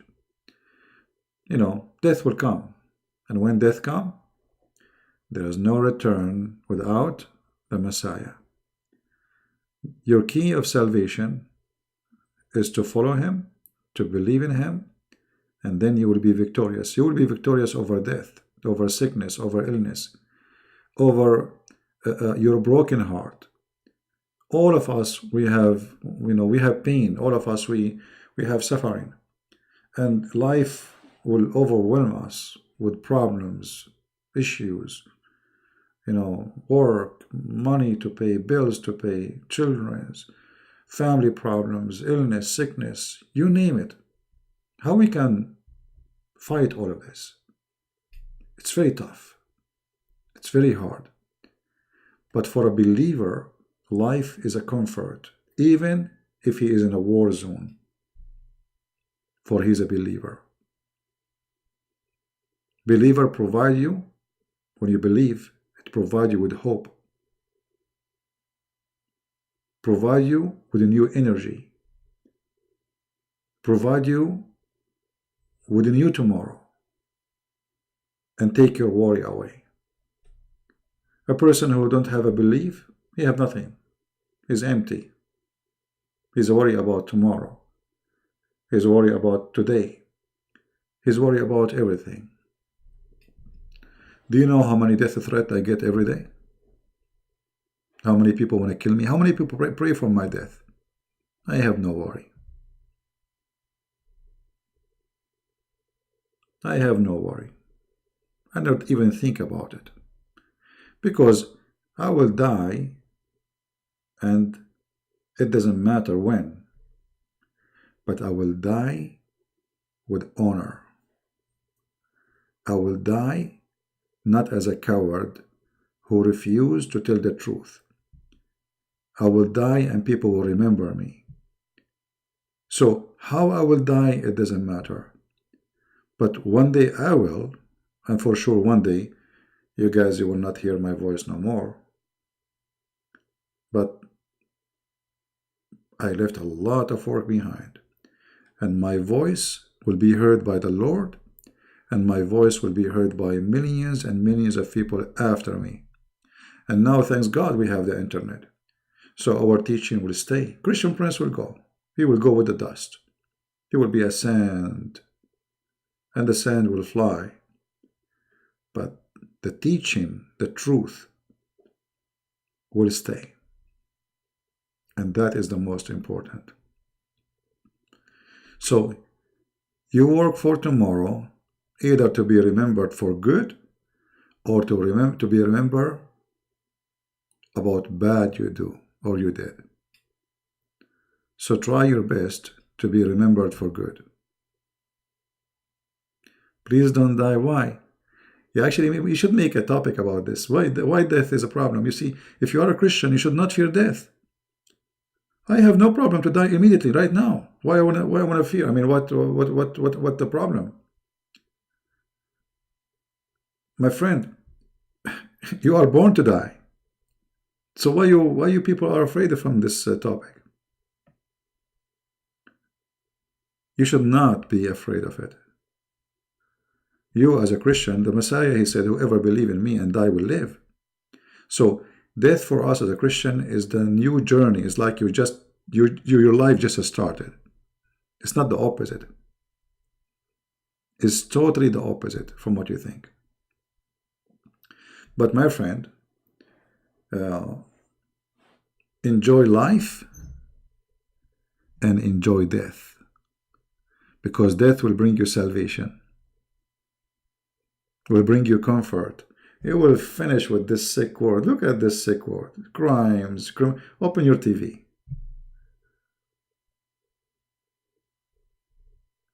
You know, even though I was going to go, but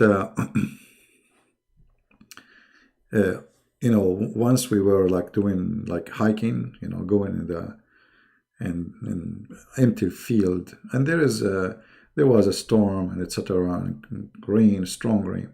So there is no place to hide in. You know, there's a graveyard. Graveyard, you know, they have those like rooms for graves. So I said to them, let us go there, sleep there. Sleep in the grave. I said, this is the best place to sleep in. Those are dead, they are peaceful. My worry is not a dead person in the grave next to me. My worry is a human being. A human being is the one who will hurt you. A human being who is alive, not a dead one. The dead one are very peaceful.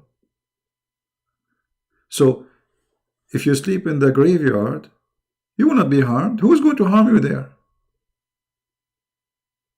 Right? So imagine they are afraid just because it's a graveyard. They are terrified. Why you want to be terrified? This is the best place actually. The most safe, secure. There's nobody there. You know? So, but you know, for us, because we have this phobia from the word death. Look at how many people say, "Don't talk about it, please. Stop saying that word." Why? Why?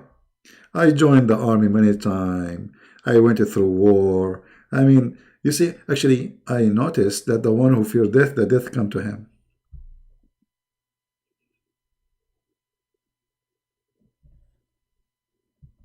I went through a lot of things.